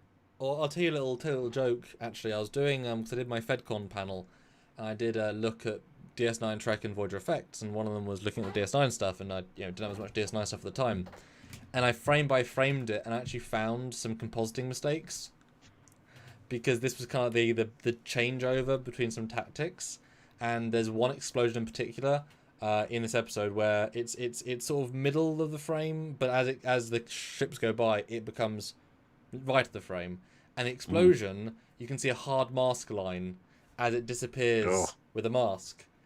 And it's like, oh. And that's that. And if they did it the old way, that wouldn't exist, because that would be in the engine, it'd be there. But they were masking stuff and doing it in layers. And it's like, yep, that explosion disappears. And it was great. And it's like 30 pixels along. And it's like, yep, I saw a rendering error. It's just so, yeah. It's funny. Because they're trying so much. And they achieved so much. But you saw some actual legitimate render problems. It's great. Yeah. Whew. Well, there's only one more to go, and that's my number one. Okay. Oh, we got some super chats. Should I read the super chats now, or wait till after I do? And then people can throw in their last one. Now. Okay. All right, here we go. Gareth Rooney, €5. TNG battle: fire one torpedo, wait 1 minute, fire another torpedo. Well, no, fire torpedoes spread. Which they're never using DS9. Yeah. It'd be great if they could. Bradley Weekland. Imagine a quantum torpedo spread. Ooh. Pretty good on toast.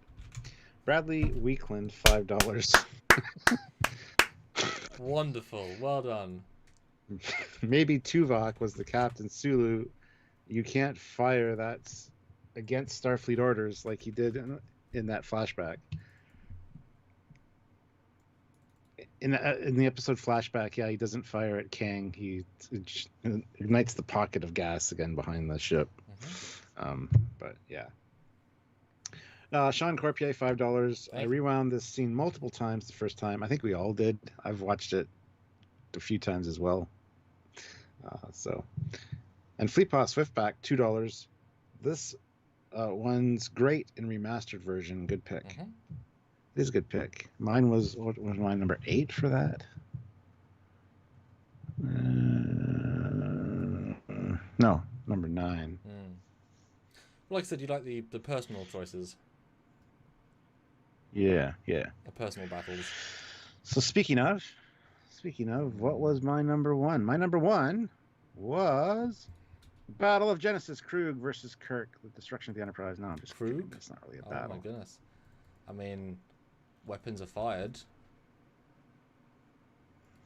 It's true. It is true.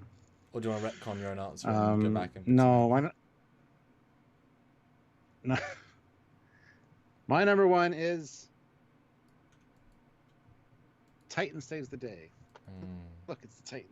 Here comes Titan from lower decks. It's another Defiant. What? Good. It's the Defiant B. Yeah. For Binary Star. It's about a Binary Star, Stuart. Did the single just get shit? Yes. That's weird.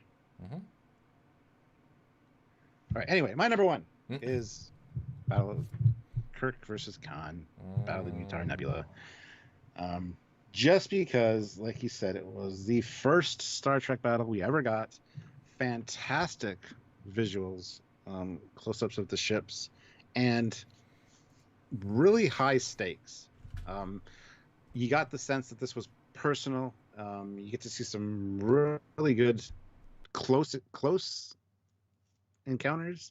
Could you imagine if that torpedo that Khan fired as a warning shot actually hit the strut of the Enterprise and the Enterprise lost in a cell? Because it came damn close. But eventually the Reliance nacelle is one that gets broken off. But yes, this starts off as a face-to-face friend versus friend. Not sure what's going to happen. Gets sidelined by basically, being betrayed, getting caught off guard. So it's not really a battle like ship versus ship, because ship versus ship, I don't know who would necessarily win. It was a battle of wits combined with the ships, and to top it off with the Mutar Nebula and having the evening it out, like sauce for the goose, Mr. Savick, the odds will be even because we're at a disadvantage, so are they going to be. And again, pulls in that submarine vibe, naval battle, which honestly Nicholas was going for, and it worked great. So the naval battle feel, one-on-one, I think it's great. Plus, great visuals, and I love this era of ship. I love the refit.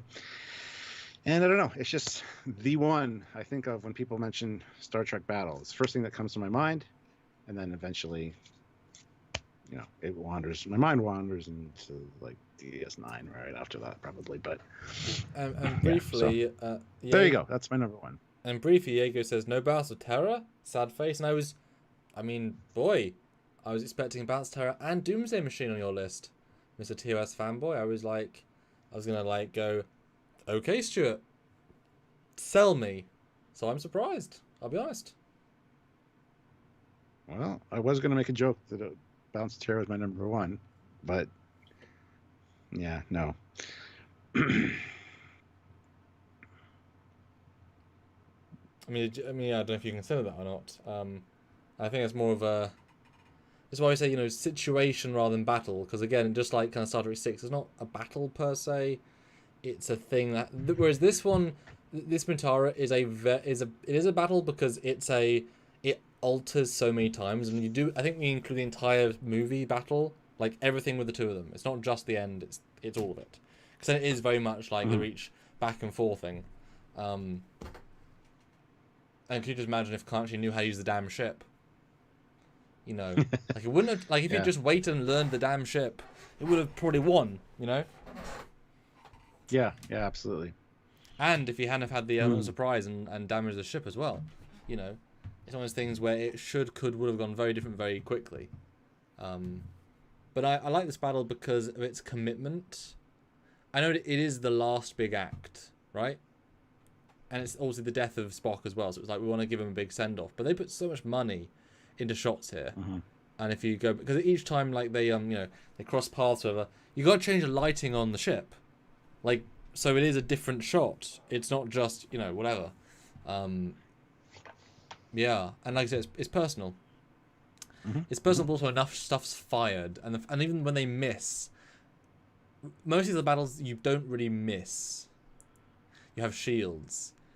The miss is almost as powerful as the hits in this one, and that's satisfying because they really had torpedoes looking good, and light interaction and stuff and obviously the fact they're miniatures, the fact that it was practical. This while it. It's like when they made the Star Wars movies in 4K, you can then see the paint strokes on the matte paintings. I think at a certain point, if you did 4K Trek movies, you'd see the paint on the models and be like, oh yeah, it's a miniature. but luckily they just about hold up as ships, not miniatures, because they're detailed enough. I mean, they're not as detailed as they could be or even should be probably if they're real spaceships, but they have a real weight to them, especially in this one as well. Yeah. Yeah. So I don't know if this is a surprise for anybody for me, but I thought Battle Terror, honestly. I thought you were going to say, because that one was like more powerful and more strategic, like this, but it's the TV version of this, really, let's be honest. yeah, it absolutely is. It's a submarine battle. Yeah. It wasn't even on my list. Wasn't even because it's just one I wouldn't consider. People mentioned the Doomsday Machine again. I wouldn't necessarily consider that, but now I'm thinking that would be a pretty interesting one because they do a few passovers. But let's see. Swiftback $2. This one's great. And I read that one already. Never mind. Sean Corpier $5. No surprise for Caps. Eugene 250 rubles. Well, Picard and the crew versus the Borg on top of the deflector dish in First Contact is technically a space battle. Well, space gunfight. And that is a good scene. That is definitely one of the more interesting scenes of the film. Yeah. Yeah. And definitely, shootout phaser battles or ground combats should be another one. Yeah. Don't shoot at the dish. It's highly charged. It'll explode. It might explode. What's he do right afterwards? Shoot at the dish. Yes. Shoot in the dish's direction. Oh, that's good. Gareth Rooney, €2. If not mentioned already, Voyager versus Equinox. That was not mentioned. Why I don't remember that too well. The problem is it's not a battle. It's the Equinox disappears and leaves the Voyager to face the aliens. Then the Voyager finds them, fires some torpedoes. The Equinox fires one torpedo back, goes to the planet's atmosphere, runs away again. It chases them back at warp. They fire torpedoes at each other, and then they lose in a cell. There's not really a battle. It's just a few torpedoes back and forth, and running away. Like it's not really a battle, and certainly not compared to anything on either of our lists. Like those are more battles than that for sure. Although the CG is great. Yeah. I mean, the way it hits in the cell is a gorgeous effect. Yeah. Eric the Unknown, $5. Battle of Sector 001, and when they take back BSG is mine. Or Deep Space Nine, I think you mean. Wanted to get that in there before top one. But yeah, that's was my number 2 and my number 3. So, no, no Sacrifice of Angels, so it would be my number 1 and my number 2 technically. But guys, yes, put in your number 1 right now. And want to see $20 more? That would be golden, and 9 more likes as you put in your favorite. Mm-hmm. Just like spam the chat right now. Doesn't even matter if you have a super chat. Just put in your favorite battle right now. And if it is one we haven't seen, all the better. That's right. Sean Corpier, $5. Star Trek 6 battle should have been as epic as this one. Yeah, but they didn't have the budget. Or the time, I think, in that movie to do this kind of thing. But Mark Lawrence, $5. Maybe a maybe a different top 10. Top 10 one-on-one battles and skirmishes. Yeah, that opens up a lot of other stuff, especially in TNG and Voyager. It also makes me very nervous because I don't know what I would put on that. I don't know them all necessarily. Well, you just have to go through all the episodes I gave you and just like start scrolling through ones that have battles, honestly. It's like I can imagine one of the good ones I remember was the when the Dominion are hunting the Defiant. One of the very first times they've used CG for both ships. And it's noticeable because the rendering quality, you can tell they haven't gone off render, like they're pushing it because you can see like the squiggly lines of render. But boy, they're creatively used compared to like miniature stuff. Yeah. Well, see, that would probably be a top 10 battles in Voyager. That would narrow it down a lot. Mm-hmm. Top 10 battles in TNG or something like that. I think that might be better, actually. Yeah, no, I can see that. Because TNG won't go on the list, honestly. Like, the bar is not... It's like DS9, up until CG, the battles aren't really worth much. Like, the first one, where the Cardassians attack DS9 is crap. It's like, okay, they stay still. What do you want from me? It's rubbish. And even like the Odyssey one, like it's fine, but the end of the Odyssey has no life to it. It just sort of goes. And honestly, one of the best ones would be fuck, we just reviewed it. It was in season 3. It was one of your favorites, where the guy was running them a little merry chase around the asteroid. They thought the ship got destroyed. But you don't see much of it. Yeah, exactly. Yeah. That's the one. Very, very interesting Tactical. the way it was playing out. Very tactical. That's true. But it wasn't visualized as well as it could have been as far as the exterior of the ship goes. It was very much a battle of wits, I guess.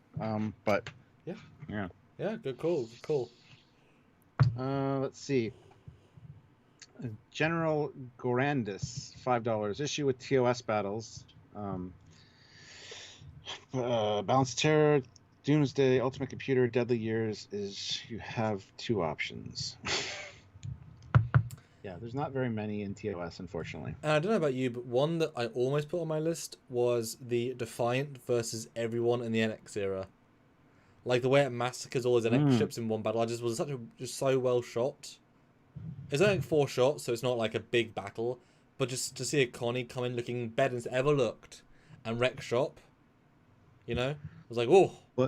But Samuel, that was made in the '60s. It can't look good. But they made it look great redesign that. in 2004.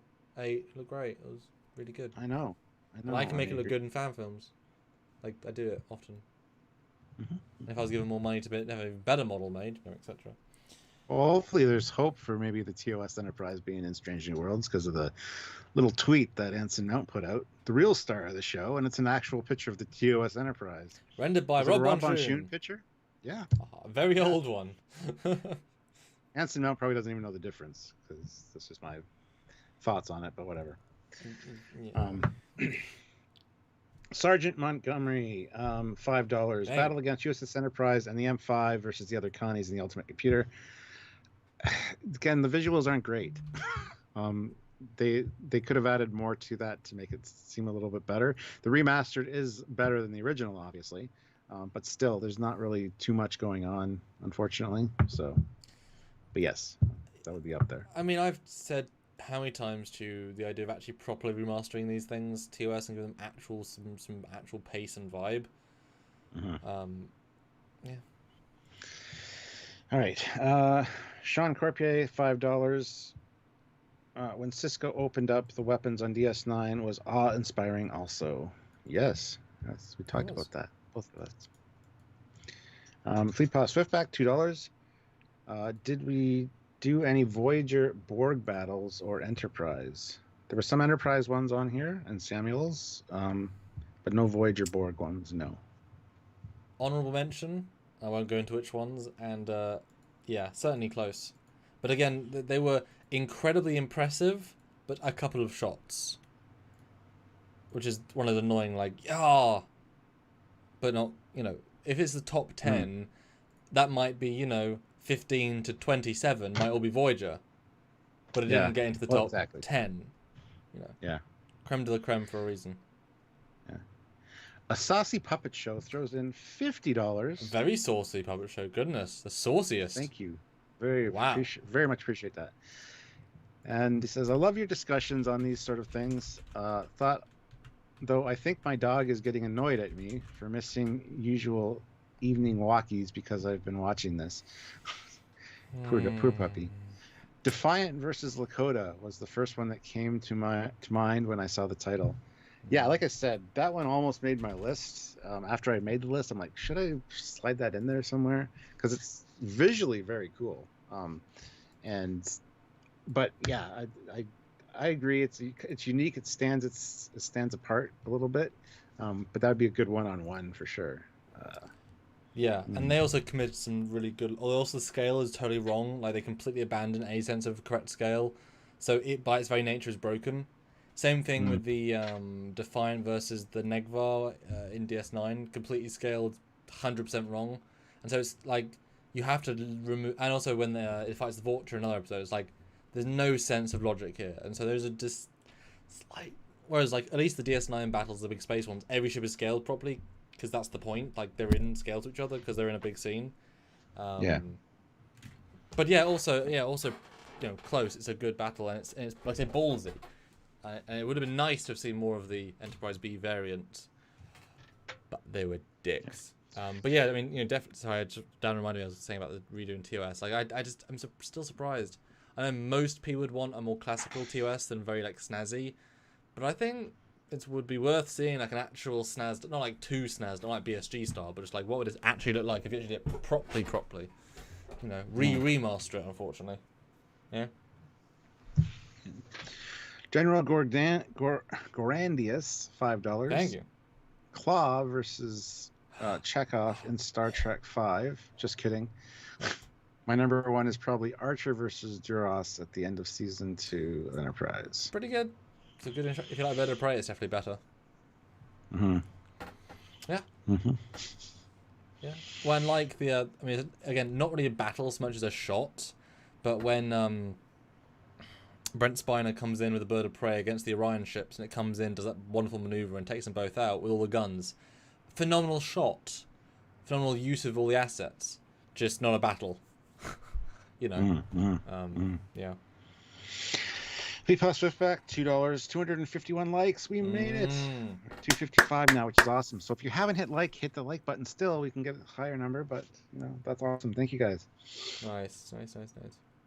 Fleet Pass, what's another $2? Would love to see Defiant versus Lakota redone. It's true. Yeah, with correct scaling. There and you actually, go. it wouldn't even be very hard, would it? Actually, No. probably one of the easier ones. Yeah. He got his wheels turning there. He's thinking about it. Although, Sean Corpier. it should just fire more quantums would win the battle, honestly. Because if Did Lakota... they want to win the battle? They didn't want to kill everybody, though. No, but disable the ship and just fire quantums at the warp nacelles. Won't blow up the ship. Well, if it's anything like the Galaxy class, it would. One little nick to the nacelle and boom, baby. Fine, the shuttle bay. Blow up the shuttle bay. That bit. Yeah, because there's like 200 drones in there and about 50 shuttles. Oh, wait a minute. It's not the Discoverse? Okay. No, and 300 dots, don't remember. Because they'll fix it in like a couple of minutes. Yeah. Oh, yeah, that's right. Sean Corpier, $5. I arrived late, so I have to watch. The final battles of Enterprise Season 3 are great, and the dual Enterprise battle with their ancestors. Yeah, E2, absolutely. Both mentioned. But guys, briefly though... wow, no Discovery or Picard. As Eric says, who is surprised that no Discovery and Picard, and who thinks there should have been a Discovery or Picard battle in this list? Be honest, briefly, spam the chat if there's anything. But I don't know about you two, but they wouldn't even reach my top 30. No, I looked up top battles in Trek, and there was a list from StarTrek.com. And guess what the first 1 and 2 were? 2 was the Battle of the Binary Stars, and number 1 was the season finale of season 2 of Discovery. That's what StarTrek.com has as their best battles in Trek.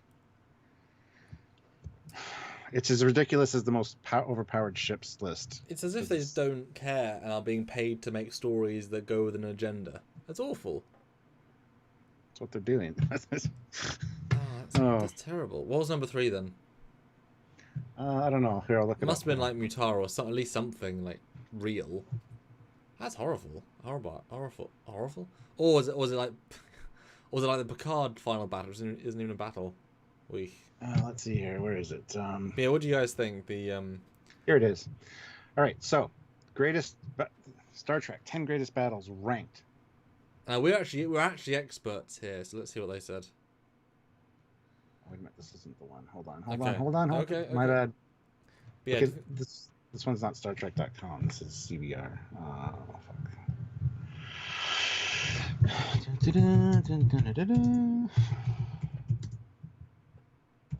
Yes, let us know if there are actually any battles in Discovery Picard you think would even remotely get on the list.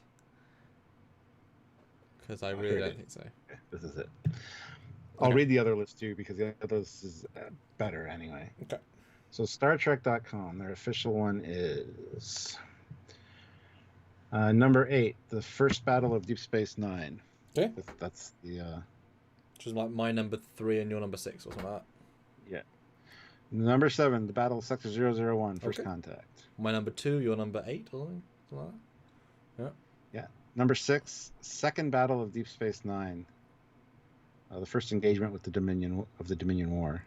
Okay, sure. Number 5, Operation Return, Star Trek Deep Space Nine. Okay. Number 4, Battle of Cardassia, Star Trek Deep Space Nine. Well, that isn't a battle. We already talked about that. That's a one shot. Yeah. Oh, here we go. I forgot what number 3 was, but now I remember. 3, Battle of Vulcan, Star Trek 2009. You see the aftermath of a battle. That's it. So they're saying that flying through rubble is better than the Mutara Nebula, which is like 25 minutes of a film and an epic climax to a 20-year-old story with Khan. Yep. The Enterprise doesn't even This fire is StarTrek.com official. Doesn't even fire any weapons, does it? No. What? I mean, at least say the Kelvin fight, for as one-sided as that is. What? Yeah. Number 2, Battle of the Binary Stars, Star Trek Discovery. And number 1, Battle of Zahea, Star Trek Discovery. That's the season finale of season 2. So yeah, that's them pushing their agenda of new Trek is awesome Trek. And literally no Mutara Nebula, no Nemesis, no Generations, no any. It was just the top 8. They didn't even do top 10. So. I mean, that's embarrassing. But we had a drunk. Well, we had to talk about L1. It was embarrassing. It's embarrassing. Now the other list. Wow. This CBR.com. So number 10, Battle of Vulcan. Star Trek 2009. Nope. Number 9, Battle for Deep Space Nine. Okay. Number 8, Xindi War. Bit broad, but okay. Yeah. Number 7, Battle of the Binary Stars. Fuck off. Number 6, the Battle of Sharon, which was never seen on screen because it's the first battle in one of the battles of the Romulan War. Yeah. Idiocy. Yep. Number 5, Battle of Wolf 359. Number 4, Battle Against Control. So again, the season 2 finale. Most boring battle in Star Trek. Yeah, there's a great visual of the Discovery and the Enterprise side by side, and the Discovery has like a roll. That's great. There's 3 beautiful shots. Yeah. That's it. Yeah. Number 3, Battle of Sector 001. At least that's first above contact. It. God damn. Number 2, the first Battle of Chintaka. Oh, yeah. And number 1, the second Battle of Chintaka. What? Okay. Yeah. It's a better list than StarTrek.com's own list, though. Like, it makes me sad. Because I bet you, though, with especially StarTrek.com, if you said if you got them in like a 2-hour live and say, explain why, they wouldn't be explaining any of them, like the same way we did. We have reasons for each one specifically. Yeah. Oh goodness. Oh, we got some more super chats, which is great. Keep it going, guys. All right, ISFJ 1009, $5. Time for more wonderful fan films from Samuel's team to replace the poopy CBS is giving us. Yes. Well, I've got some stuff. I mean, Romulan War. There's a. I'll tease one thing. There's a thing coming in Romulan War that they did in Discovery, and I may or may not do it better. So, I mean, maybe not. You do it better. Not in literal production quality because I wasn't paid anywhere as much, obviously. Yeah. But Star Trekness, yeah.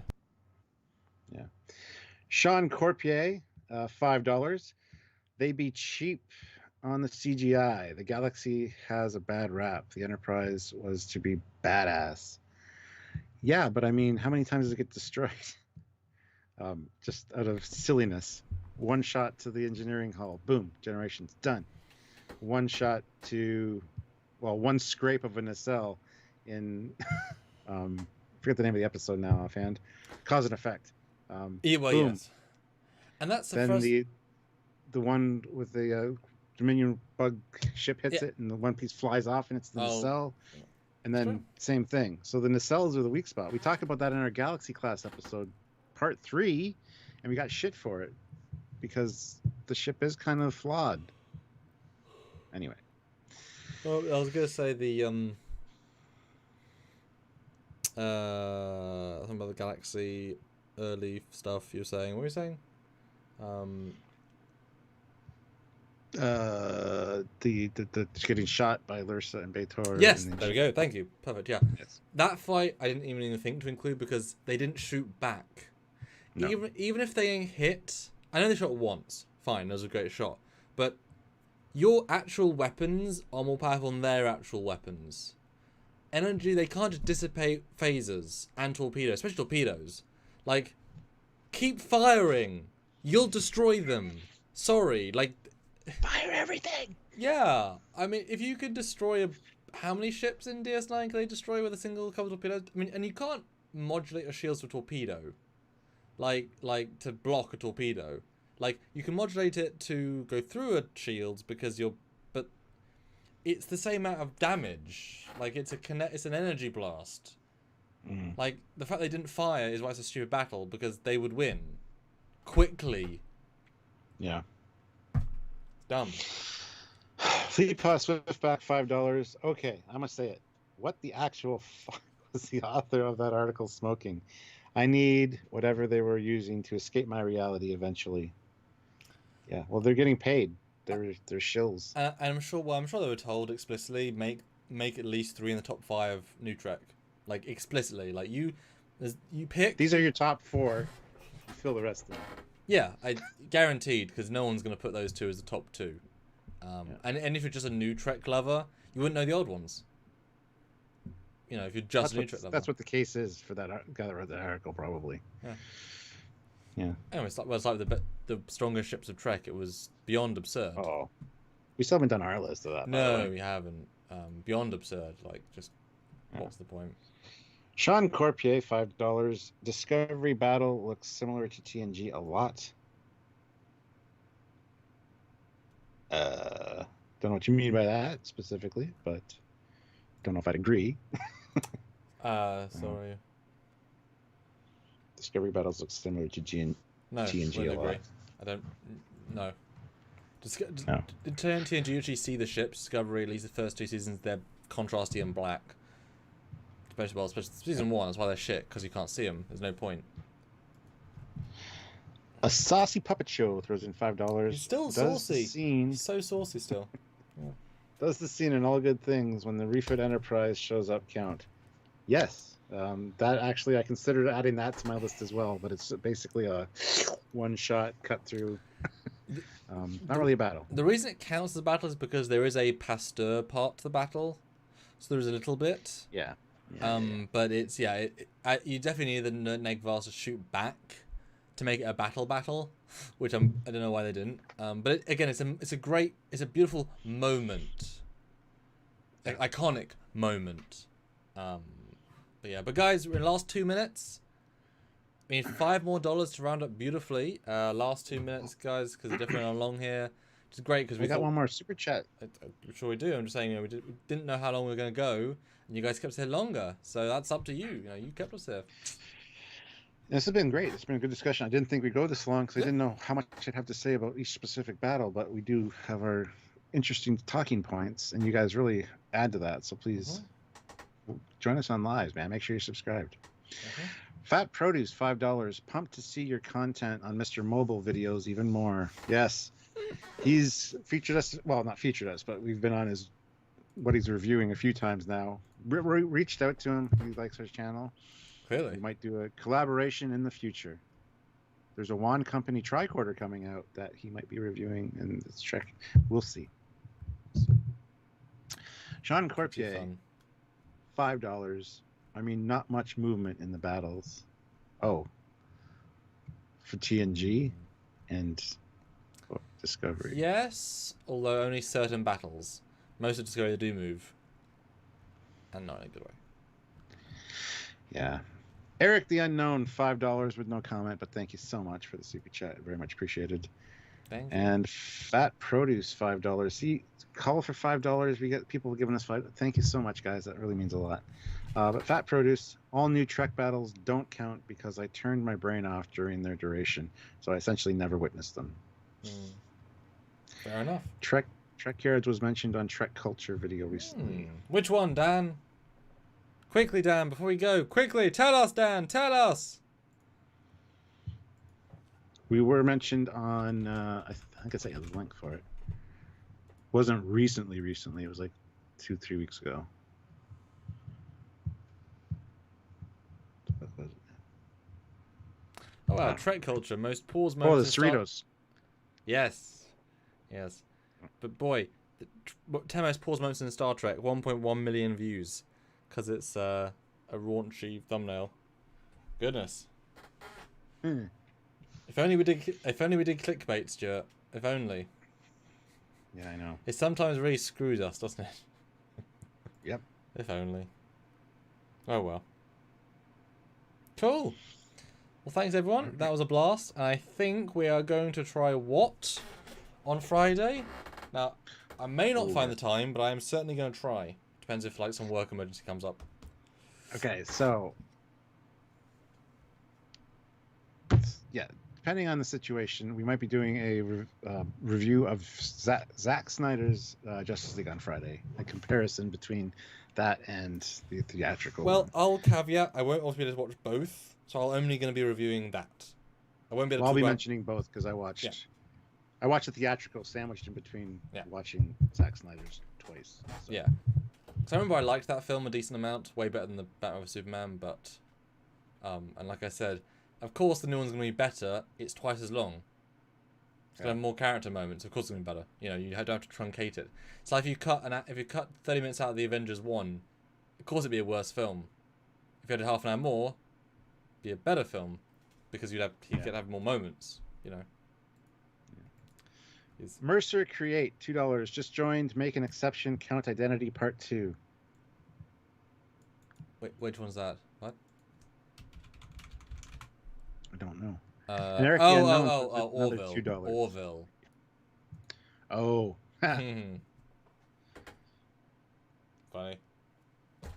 Funny. Yeah.